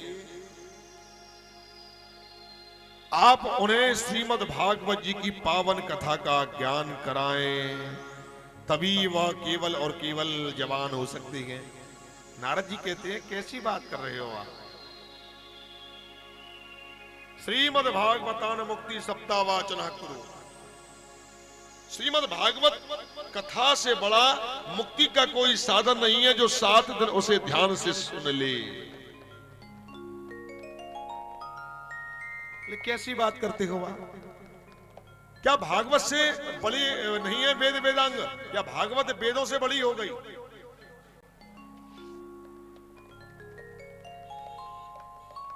बोले वेदों से बड़ी नहीं है। सत्य माने तो माता पिता तो वेद ही हैं। श्रीमद् भागवत जो है वह वेदों का सार है। तो फिर आप बतलाइए, जब मैंने वेद वेदांगों का पाठ कर लिया तो भागवत सुनने से मुक्ति हो जाएगी? बोले हो जाएगी। बोले कैसे? बोले सुनो ध्यान से। श्रीमद् भागवत क्या है? श्रीमद् भागवत है और वेद क्या है, इनमें थोड़ा अंतर समझ लो। एक पेड़ होता है, उसकी जड़ होती है, जड़ से वो पेड़ बनता है, पेड़ में से पत्ती निकलती है, पत्ती के बाद उसमें से फल निकलती है। तो आपने कभी पत्ती को खाते हुए, वो आपने कभी जड़ को खाते हुए सुना है किसी को? उठाई तोड़ी और पेड़ की जड़ को खा ले, खाना खाते हुए सुना है? नहीं। श्रीमद ये जो चारों हमारे वेद हैं, यह एक कल्प वृक्ष हैं। वेद वृक्ष की चारों जड़ हैं जो उत्पन्न होकर वृक्ष बन रहा है।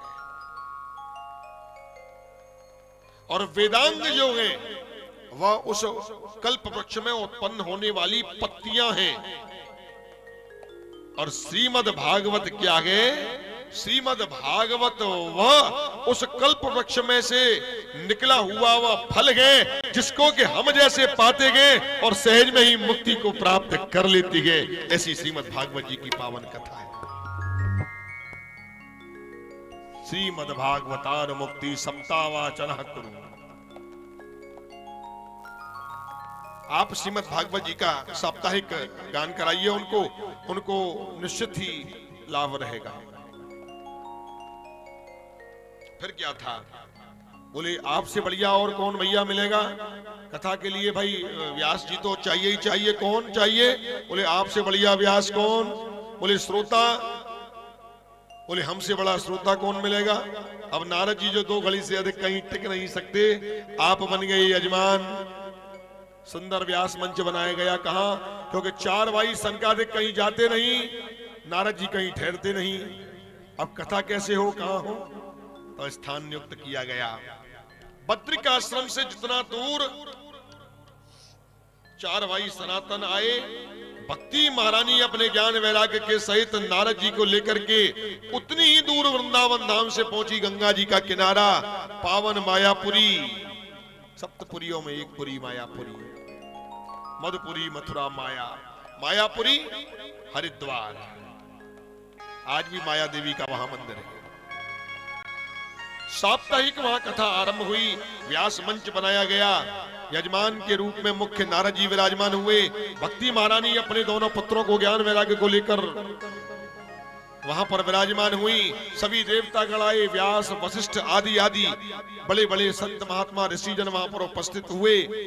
और श्रीमद् भागवत जी की प्रथम दिन की कथा हुई। चेतना आने लगी। द्वितीय दिन की कथा हुई, थोड़े होश में आए। ऐसे करते करते 7 दिन जैसे ही कथा पूर्ण हुई। महाराज यहाँ तो प्रहलाद जी नाच रहे गए, कार्तिकेय जी कांसा बजा रहे गए और भक्ति महारानी नारद जी सहित उस उमंग में नाच रहे गए। और भागवत जी की कृपा से भक्ति महारानी के दोनों पुत्र ज्ञान और वैराग्य जवान हो जाते गए, तरुण हो जाती है। बोलिए भागवत भगवान की जय हो। ऐसी भागवत जी की पावन महिमा।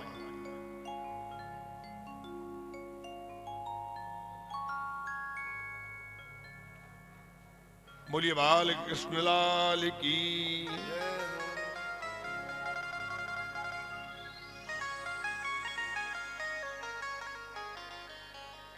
शौनकादिक ऋषि कहते गए नारद जी ने जब यह कथा सुनी, जीवंत हो गए दोनों, ज्ञान और वैराग्य। अच्छी बात है,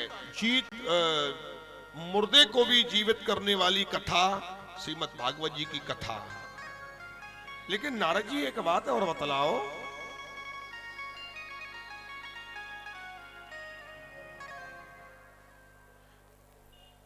कि उस कथा को सुनने के बाद में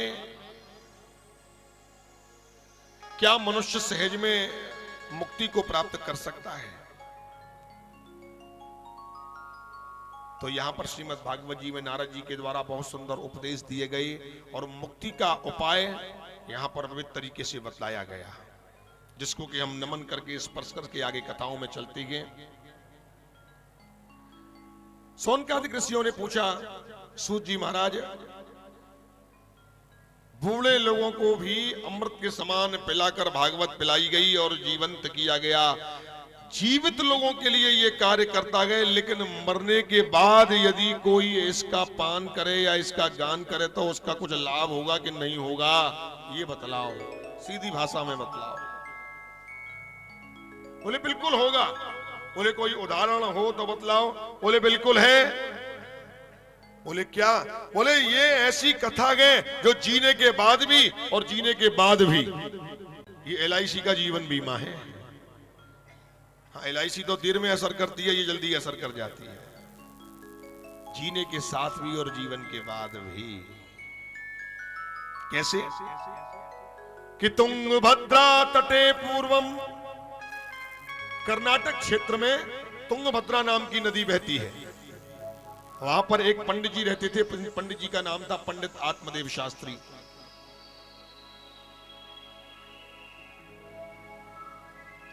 श्री सूत जी कहते हैं, सोनकादिक ऋषियों, पंडित आत्मदेव शास्त्री बड़े ज्ञानवान, कर्मवान, धर्मवान, लोकोस्मिन् दुविधा निष्ठा पुरा प्रोक्ता मया नगम ज्ञान योगेन सांख्यानम कर्म योगेन योगिना। ज्ञान योग के मार्ग से आप कर्म योग के जीवंत को जीते थे पंडित आत्मदेव शास्त्री। पत्नी, पंडित जी जितने विद्वान, भगवान की दया से धन धान भी खूब था। पत्नी भी ऐसी मिली जिसका के नाम था धुंधली देवी। अब यथा नाम तथा गुणा, जैसा नाम होगा वैसी तो होगी। पंडित आत्मदेव जी आत्मचिंतन में रहते और धुंधली नाम ही धुंधली का उसका प्रभाव है। इधर उधर घूमती रहती दिन भर, जब तक दो चार मोहल्ले वालों से उसका झगड़ा ना हो जाए जब तक उसको रोटी नहीं पचती थी। ऐसे भी लोग होते हैं। ये यात्रा है जीवन की, यहां मिलते रहते हैं। हम और आप यदि ट्रेन में चढ़े और ट्रेन में चढ़ने के बाद में 10 घंटे 15 घंटे की यात्रा में कोई यात्री अच्छा मिल जाए तो कहते हैं वाह क्या जीवन हमारा, कितना आनंद आया।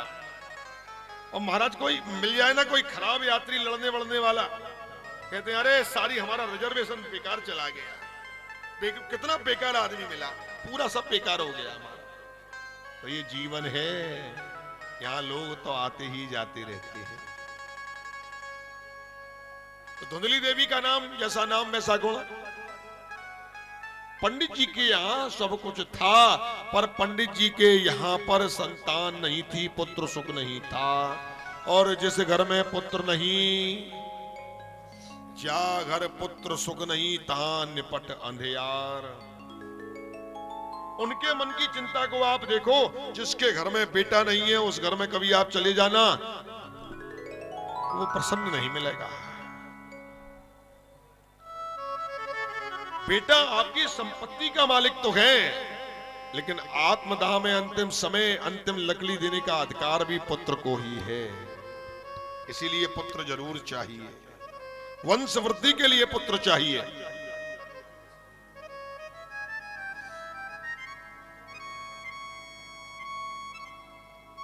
पंडित जी बड़े दुखी, पुत्र नहीं है, धन दान सब दिया, सब कुछ अच्छा दिया। अच्छा, धुंधली देवी की विशेषता थी, दिन भर लड़े झगड़े, लेकिन जैसे ही पति का आने का समय हो, बिल्कुल जैसे सावित्री के बाद में इन्हीं का नंबर हो, ऐसी बन जाए, पति के आगे दिखावा करे। एक दिन पंडित आत्मदेव शास्त्री घर घर छोड़कर चले गए। अरे मेरे तो क्या, मेरे पुत्री नहीं हो रहा है, हजारों तरह के उपाय कर लिए, सब कुछ कर लिया, मेरे बेटा नहीं हो रहा है। बोले मैं या तो अब लौटूंगा ही नहीं। जंगलों में चले गए, रो रहे हैं, बिलक रहे हैं, चीख रहे हैं, लेकिन बेटा बेटा बेटा मिल जाए, बेटा मिल जाए। अब भाई जंगलों में, वनों में रोने से बेटा मिलने लगे तो सब जंगलों की तरफ ही भागेंगे। अच्छा, वहीं से एक संत जा रहे थे। संत ने पूछा, भाई ये कौन है? दिख तो भेष से भगवान के भक्त रहे हैं, लेकिन ये रो क्यों रहे हैं? दौड़कर पहुंचे, भैया भक्त आप कौन हो? बोले मैं पंडित आत्मदेव शास्त्री। बोले पंडित जी आप क्यों रो रहे हो? महाराज और दहाड़ दहाड़ कर रोने लगे, अरे मेरे घर में बेटा नहीं है, चीख चीख कर चिल्लाने लगे। महात्मा बोले मैं भला अच्छा आया इनके पास में, तो मुझे देखकर और रोने लगे। बोले शांत हो जाओ। महात्मा जी ने देखा, बोले पंडित जी बुरा नहीं मानना, आपके घर में पुत्र नहीं हो सकता। और जोर से चीखने लगे, बोले इस जन्म में तो क्या, आपके यहाँ 7 जन्म भी आपके यहाँ पर पुत्र सुख नहीं है। अब तो पंडित जी की बड़ी बुरी हाल। बोले अभी मैं इसी जन्म में रो रहा हूं, आपने तो 7 जन्म का मुझे ऐसा दे दिया, 7 जन्म मेरे घर में बेटा नहीं होगा। ताड़ ताड़ कर रोने लगे, पैरों को पकड़ लिया। महात्मा कहते हैं मुझे जाने दो। बोले नहीं जाने देंगे, बिल्कुल नहीं जाने देंगे। अब तो या तो कुछ, क्योंकि ऐसा वेदों में सुना गया कि संत की कृपा यदि एक बार हो जाए तो असंभव भी कार्य संभव हो जाता है। ऐसे संतों की कृपा और दया है।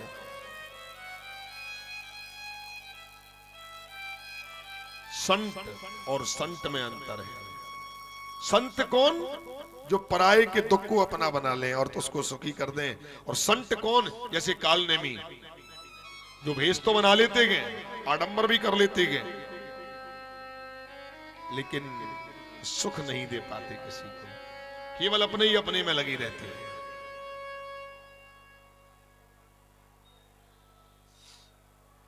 लेकिन वहां संत थे, उन्होंने कहा ऐसा है पंडित जी, जब आप बहुत दुखी हो रहे हो और आप कृपा की बात करते हो, संत की बात लाते हो, अपनी झोली में से एक फल निकाला, बोले ये फल ले जाओ, तो ले जाकर अपनी विदुषी पत्नी को खिला देना, उस परमेश्वर की कृपा से आपके घर में पुत्र जरूर होगा, जाओ। अब जब पंडित जी फूले न समाये, संत की जय जयकार करते हुए, दंडवत करते हुए घर आए, बोले अरे अरे धुंधली देवी सुनो। वो पधारी श्रीमती जी, हाँ आदेश करिए पतिदेव। बोले ये फल लाया हूं, फल, इस फल को तुम खा लेना, भगवान की कृपा रही, एक संत ने मुझे दिया है तो मेरे घर में बेटा जरूर हो जाएगा। पंडित जी तो कहकर चले गए अपने और कार्यों में। अब धुंधली देवी के मन में टेंशन,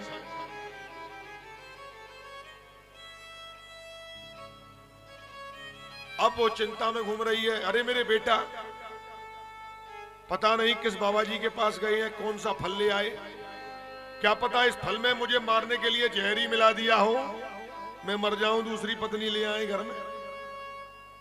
अब मन में बड़ी चिंता है पत्नी के में। बोले मैं नहीं खाऊंगी इस फल को, और यदि मैंने फल खा लिया और मैं गर्भ से हो गई तो 9 माह पेट में बालक को रखूंगी कैसे, 9 माह प्रसव की पीड़ा को कैसे सहन करूंगी, मैं नहीं करूंगा ये सब। धन की कमी नहीं थी पंडित जी के पास। अच्छा, साथ में ही उसकी एक पड़ोसन बहन थी, उसके घर में धन नहीं था लेकिन बालक बहुत थे भगवान की कृपा से। भगवान भी बड़े विचित्र गए, जिसको जो चीज देते गए जरूरत से ज्यादा ही दे देते हैं, जिसको नहीं देते तो बिल्कुल ही नहीं देते। किसी के यहां पर पुत्र नहीं दिए और किसी के यहां दी तो लाइन लगा दी, समान रूप से नहीं दिया सबको। हाथ की 5 उंगली बराबर नहीं की, कोई छोटी तो कोई बड़ी। पड़ोसन बहन गर्भ से थी, बोले बहन मैं तो नहीं खाऊंगी इसको, एक काम करो, यदि तुम्हारे गर्भ में जो पुत्र गए वो मुझे तुम 9 महीने बाद दे दोगी, जब होगा तो मैं तुमको बहुत सारा धन दूंगी, मेरे पास धन की कमी नहीं है, तुम्हारे पास पुत्रों की कमी नहीं है। वो बोली बहन ठीक है, मेरे जब पुत्र होगा मैं तुमको दे दूंगी, तुम मुझे अपार धन दे देना। हो गया, सौदा तय हो गया।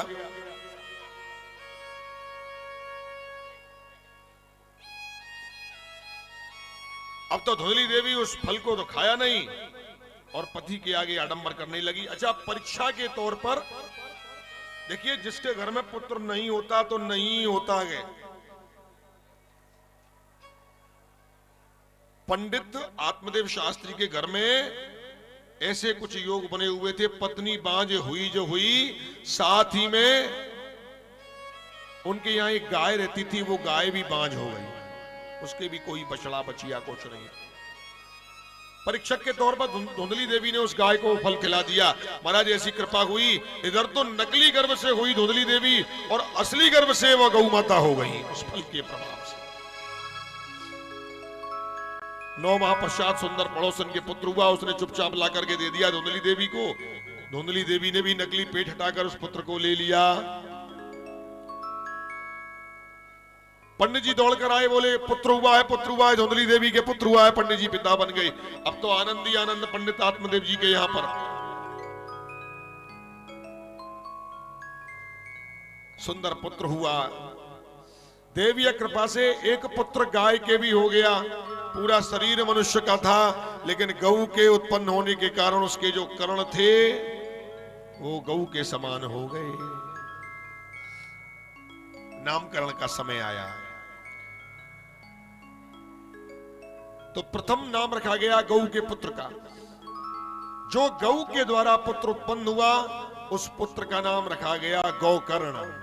जिसके कर्ण गऊ के समान गए उसका नाम रखा गया गौकर्ण। और जैसे ही अपने दूसरे पुत्र का नाम, यहां पर पंडित जी गाय के पुत्र को और इस पुत्र को अपना ही, दोनों को पुत्रों को अपने पुत्र मानते थे।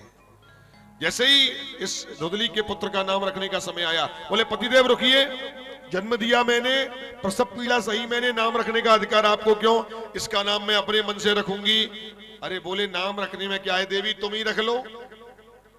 बोले इसका नाम, मेरा नाम है धुंधली देवी, तो मैं अपने पुत्र का नाम रखती हूं धुंधकारी। अब यथा नाम तथा गुण तो होना ही था। तो गोकर्णो पंडितो ज्ञानी कि धुंधकारी महाखल। गोकर्ण जी थे, वह थे ज्ञानवान, और धुंधकारी था महादुष्ट, महानिकृष्ट।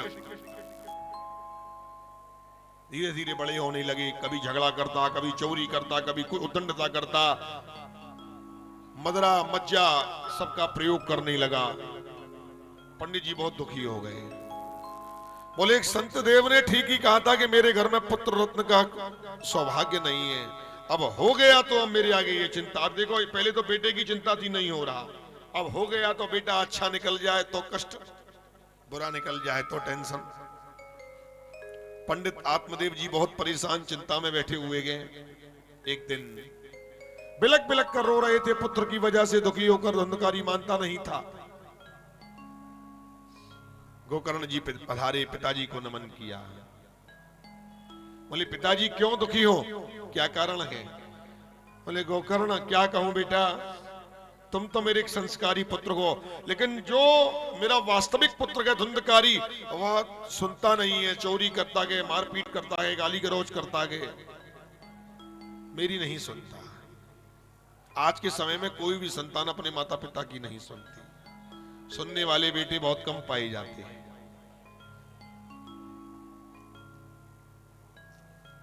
पंडित श्री गोकर्ण जी जो ज्ञानवान थे, उन्होंने अपने पिताजी को बड़ा सुंदर उपदेश दिया कि देहेंसमांस रुधिरे विमितं तजत्यो,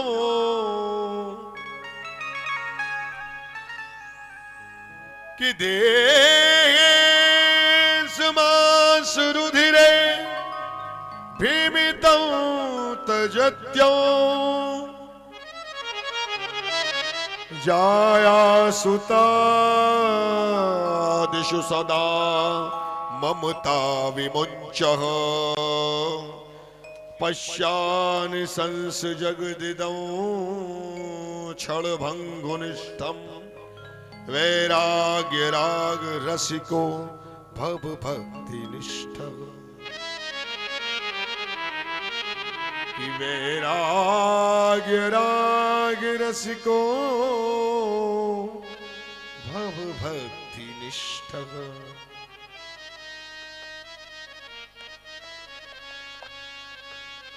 ये पिताजी शरीर जो है ना, ये हाड़ मांस रुधिर से बना हुआ हाड़ महाचाम का शरीर है। तेगेंस मांस रुधिरे विमितम त्यजतम जाया सुता दिशुतना ममता विमुंचा। शरीर कब बूढ़ा हो जाता है? ये जरा नाम जाया जो है शरीर है, इसको कब जरा नामक बुढ़ापा हमको घेर लेता है और कब यह मृत्युशैया पर चला जाता है, कुछ पता नहीं चलता। पश्चा निशंस जगदिदम क्षणभंगुनिष्ठम, क्षण भंग में यह शरीर की हमारी की देह में से प्राण निकल जाते हैं और शरीर समाप्त हो जाता है। और इस शरीर को लेकर हम दुखी गए, सुखी गए, अभिमान करते हैं।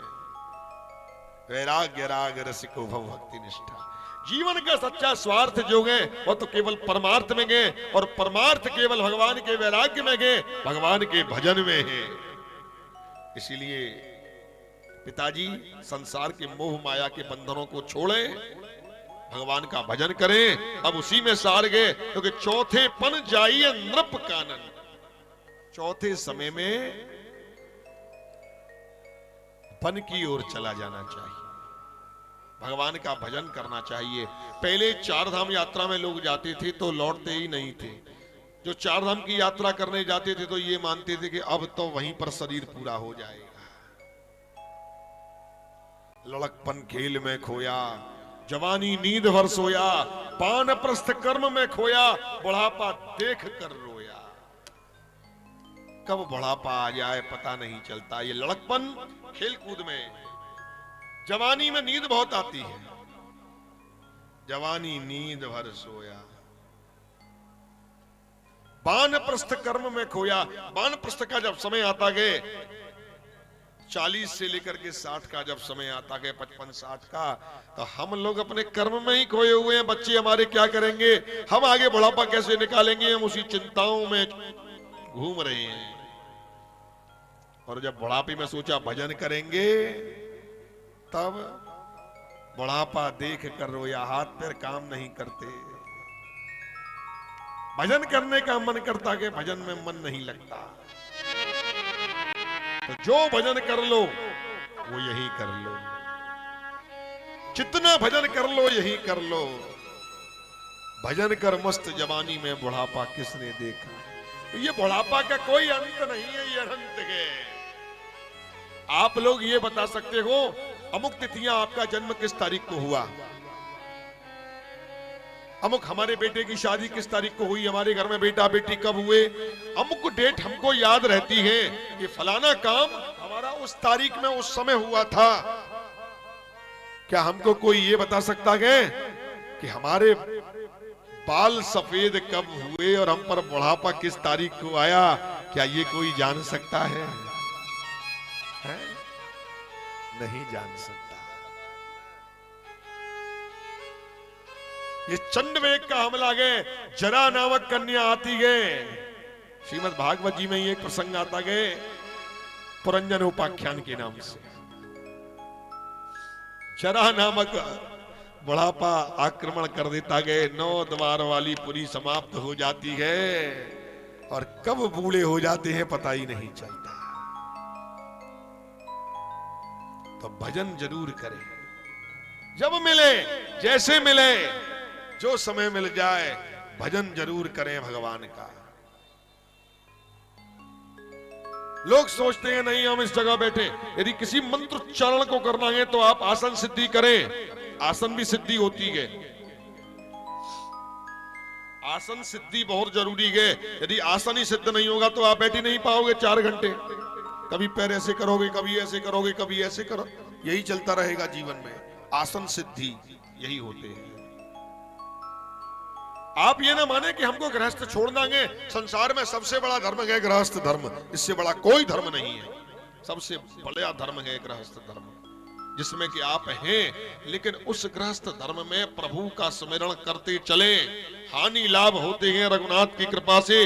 मानव तो व्यर्थ माथा फोड़ जीवन देख ले, अच्छा हुआ बुरा हुआ सब रघुनाथ जी की कृपा से, हमारे कृपालु जी श्री कन्हैया लाल की कृपा से होते हैं। हम तो व्यर्थ में ही हमने ये किया हमने वो किया करते रहते हैं और करते ही हैं। सब रखा रह जाएगा, कुछ नहीं रहेगा। सुंदर उपदेशों को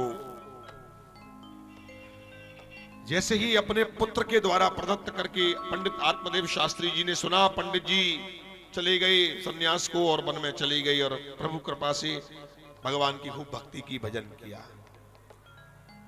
अब क्या था, धुंधकारी और ज्यादा परमानेंट हो गया। अब क्या, पिता गए, अब तो चोरी करने लगा, मां के जबरदस्ती पैसे निकाल लेता, मां नहीं माने तो मां को मारे। ऐसे करते करते करते एक दिन मां ने भी अपने शरीर को त्याग दिया। बोलिए श्रीमद् भागवत भगवान की। मां भी गई, पिता भी गए, भाई समझ गया कि भाई धुंधकारी गए, भाई दुष्ट गए, मेरा यहाँ सज्जन का रहना यहाँ ठीक नहीं है। 4 धाम की यात्रा के लिए प्रस्थान। अब क्या था, अब तो भाई धुंधकारी के ऊपर कोई नहीं, अकेला जो मनावे जो करे। आज धुंधकारी जो धन था सब धन को नष्ट कर दिया। अपने घर में 5 गलिकाओं को ले आया, 5 वेश्याओं को ले आया। गलिका यानी वेश्या, ये 5 जो गलिका है ना, हमारी कर्मेंद्री और ज्ञानेंद्री, हमारे पास में 5 कर्मेंद्री हैं और 5 ज्ञानेंद्री हैं, उनको अवरुद्ध कर देती हैं। 10 हमारी इंद्रियों को नष्ट कर दिया। और धुंधकारी उनके लिए जो वो कर कहती बस वही करता। एक दिन धुंधकारी एक राजा के घर में चोरी करके लेकर बहुत सारा धन लेकर आया। गलिका समझ गई कि ये दुष्ट अब ये पकड़ा जाएगा, एक दिन हमको भी मरवाएगा। गलिका ने जलते हुए अंगारे रात्रि में सोते हुए धुंधकारी के मुख में डाल दिए। धुंधकारी तड़पता हुआ और वहीं पर मर गया। गलिका सारा धन लेकर भाग गई। अब जो अधोगति से मरता है उसको तो प्रेत बनना निश्चित ही है। कर्मों का फल भोगना पड़ेगा, आज नहीं तो कल भोगना पड़ेगा।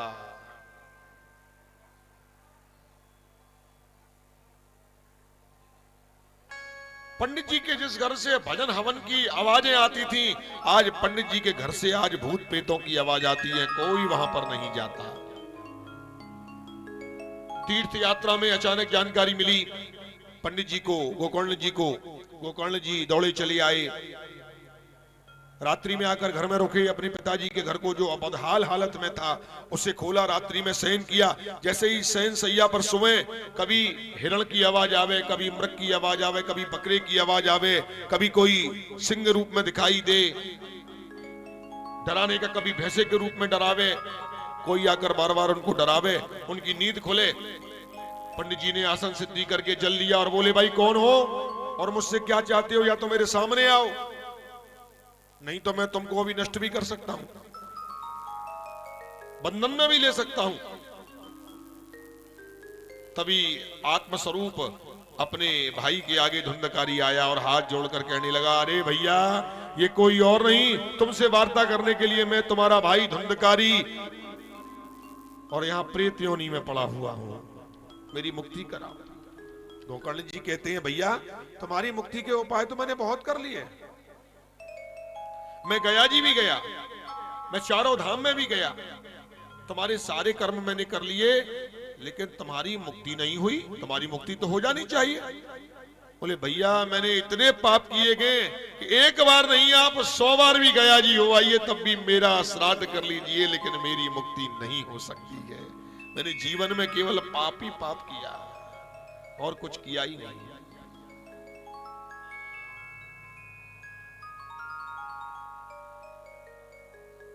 भैया मुझे इस योनि से मुक्त कराओ, मेरी मुक्ति कैसे हो, बस केवल वही उपाय बतलाओ, कुछ उपाय ऐसा करो कि मेरी मुक्ति हो जाए। गोकर्ण जी कहते हैं, प्रातःकाल होने के बाद में मैं विचार करूंगा। प्रातःकाल हुआ, श्री गोकर्ण जी ने सब ध्यान में रखते हुए एक व्यास मंच को तैयार करवाया।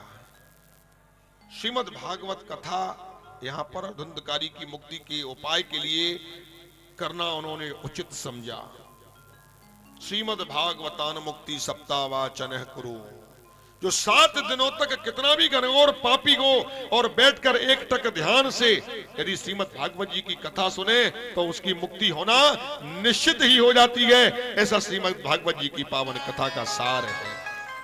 श्रीमद् भागवत जी की कथा का सार, सभी समाज वहां एकत्रित हुआ कथा सुनने के लिए। एक हरे बांस में 7 गांठों का एक बांस वहां पर रख दिया गया। आत्मा जो होती है वो हवा के समान होती है, कहीं टिक नहीं पाती, उड़ जाती है। और जब प्रेत योनि में होते हो तो हमारा मुंह सुई के समान हो जाता है, जिससे जल भी नहीं जा सकता। आप कितना भी उनको खिला दें कुछ नहीं लगने वाला, लगेगा तो केवल आपका किया हुआ तर्पण का जल जो बूंद बूंद में जाएगा, क्योंकि सुई के बराबर नोक के मुख में केवल बूंद भर जल ही जा सकता है और वही केवल मिलता है। इसीलिए जब हम कहीं तीर्थ स्थान पर जाते हैं तो अपने बुजुर्गों का, अपने प्रतीश्वरों के लिए हम लोग तर्पण करते हैं। देव तर्पण इस प्रकार से किया जाता है और पितृ तर्पण इस प्रकार से किया जाता है। उनको बूंद समान जल अंगुष्ठा से पितृ तर्पण और देव तर्पण इस प्रकार से, क्योंकि उनके तो मुख हैं, लेकिन प्रेत योनि में जो तर्पण किया जाते हैं वो इस प्रकार से। कहां स्थान मिले? हरे बांस की ग्रंथि में, पहली ग्रंथि में बैठ गया जाकर धुंधकारी। पहले दिन की कथा हुई, पहले दिन का बांस फट गया, धुंधकारी दूसरी गांठ में जाकर बैठ गया। दूसरे दिन की कथा हुई, दूसरा बांस की ग्रंथि फट गई, तीसरी गांठ में बैठ गया। ऐसे करते करते 7 दिन में 7वीं गांठ जैसे ही हुई, और तभी श्रीमद् भागवत जी की कथा का विश्राम हुआ। बोल कृष्ण कन्हैया लाल की। तभी ऊपर से देव विमान आया और धुंधकारी को आज ले जाने के लिए अग्रसर हुआ। और भाई के द्वारा श्रीमद् भागवत जी की कथा करने से उस प्रेत योनि में पड़े हुए धुंधकारी जैसे खल की भी मुक्ति हो गई। ऐसी भागवत जी की महिमा है। बोलिए भागवत भगवान की, बोल कृष्ण कन्हैया लाल की जय हो। शौनकादिक ऋषियों ने पुनः प्रश्न किया, महाराज भागवत जी तो वहां पर धुंधकारी ने सुनी, लेकिन और भी लोगों ने सुनी थी, समाज के लोग बैठे हुए थे। धुंधकारी के लिए विमान आया, लेकिन और लोगों ने कथा सुनी, उनके लिए विमान क्यों नहीं आया? सूत जी कहते हैं उचित प्रश्न किया। शौनकादिक ऋषियों, यदि किसी चीज में हमारा मन कर्म उसी एक तक उसी वस्तु में लगा है तो हमारा ध्यान वहीं रहेगा और हम वो कथा ध्यान से सुनेंगे। और यदि हमारा ध्यान नहीं है कथा सुनने में, कथा में हम शरीर से तो बैठे हुए हैं लेकिन मन में मनन नहीं किया, चिंतन नहीं किया, बैठे कथा में गए और लग रही है कि हमारे व्यापार में क्या हो रहा है, अरे हम तो सब छोड़ के आए हैं, कुंभ करने आए हैं, अरे वहां अरे हमारा पोता तो बड़ा दुखी होगा घर में हमारे बिना,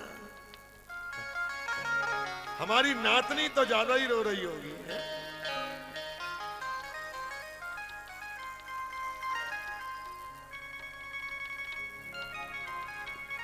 तो फिर कथा में मन नहीं लगेगा, मन वहीं जाएगा दौड़ा। जड़ भरत जी के साथ क्या हुआ था? जड़ भरत जी के साथ तो यही हुआ था, हिरण के बच्चे से ऐसा प्रेम हो गया, सारा भजन भूल गए और मरने के बाद हिरण बन गए। ये मन बड़ा चंचल है।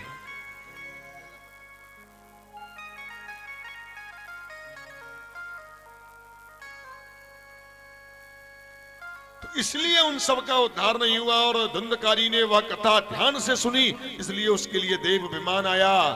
फिर वहां पर पुनः श्रीमद् भागवत जी की कथा का गान गोकर्ण जी के द्वारा हुआ।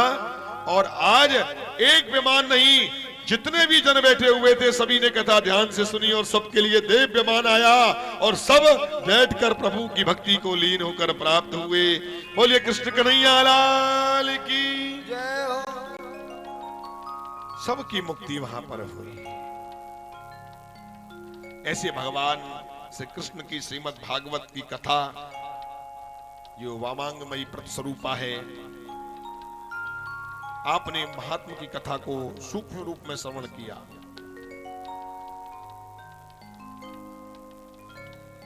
आज प्रथम दिवस श्रीमद् भागवत जी की कथा का आरंभ हुआ। थोड़ा विलंब हो गया, प्रथम दिन था, हो जाता है, लेकिन कल से नियमित समय पर, संयमित समय पर 3 बजे से कथा आरंभ हो जाएगी, क्योंकि 11, साढ़े 11, 12, 1 तक प्रसाद होके 1-2 घंटे आपको रेस्ट का भी मिल जाए और फिर आप लोग कथा भी श्रवण कर सकें, ऐसा भाव रहे। चूंकि 7:30 बजे से पुनः भगवान की लीला में आरंभ होना है, प्रवेश हम करेंगे, तो उसी क्रम में उसी अनुसार क्रम रहेगा। साप्ताहिक कथा का यह क्रम चलेगा। कल की कथा में आचार्य श्री सुखदेव जी का जन्म की कथा,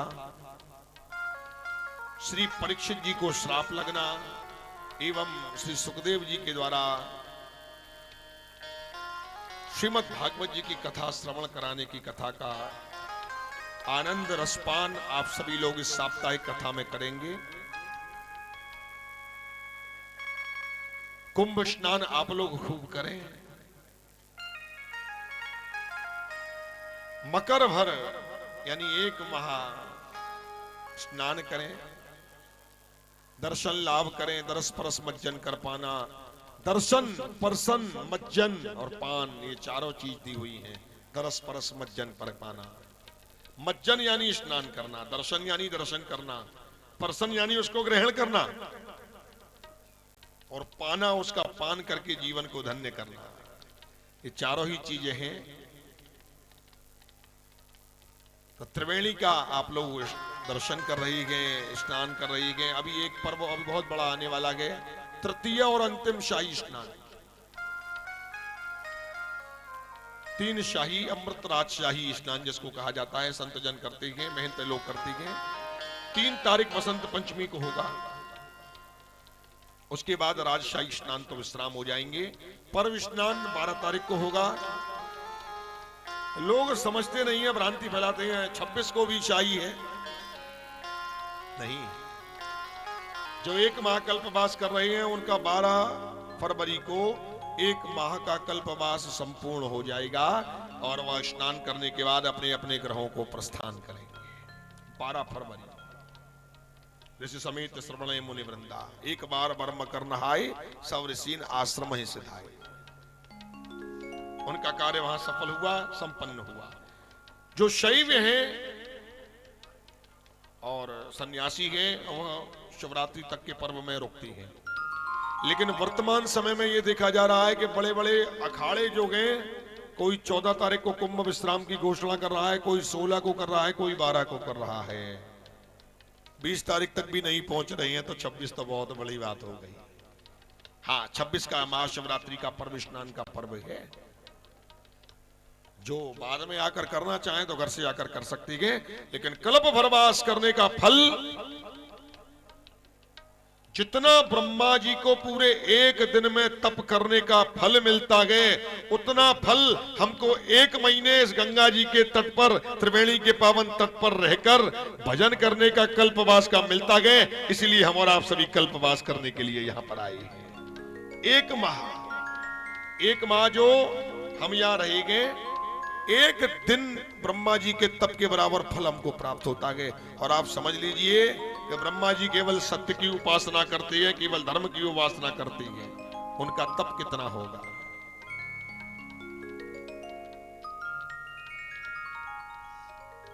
हमारे 10 वर्ष तब ब्रह्मा जी का 1 दिन होता है। तो अब आप उसी अंदाज से लगा लीजिए कितना फल हमें मिल जाएगा। तो ऐसी कल्पवास की कामना आप सभी की भगवान संपन्न करावे। हम तो ईश्वर से यही प्रार्थना करेंगे। हो सकता है मन चंचल गए, घूमने फिरने सोने खाने में लगा रहता है, कोई बात नहीं, लगाए रखो। शरीर से बने फलाहार करो, न बने खूब खाओ पियो, कोई रोक टोक नहीं है। खूब आनंद करो, खूब घूमो, और उतना घूमो, इतना घूमो कि घूमने की शक्ति को पचा सको। नारद जी की तरह घूमते ही रहे तो घूमते ही रह जाओगे, ये भी ध्यान रख लेना।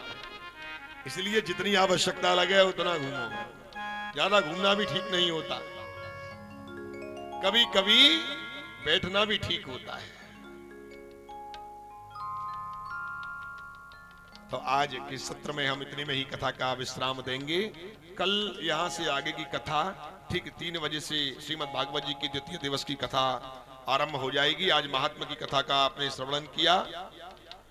अब आरती होकर यहां विश्राम, और थोड़ी ही देर में प्रसादी पश्चात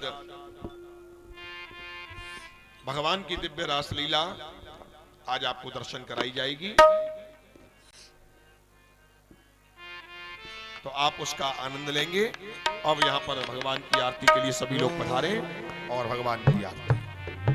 ओम चंद्रमा मनसो जातक्षरो सूर्यो वजायत श्रोत्राद्वाच प्राणसमुखं अग्निर्जायत। सभी लोग खड़े हो जाएं। ओम आरती अति पावन पुराण की, आरती अति पावन पुराण की, धर्म भक्ति विज्ञान खान की, धर्म भक्ति आरती अति पावन पुराण की।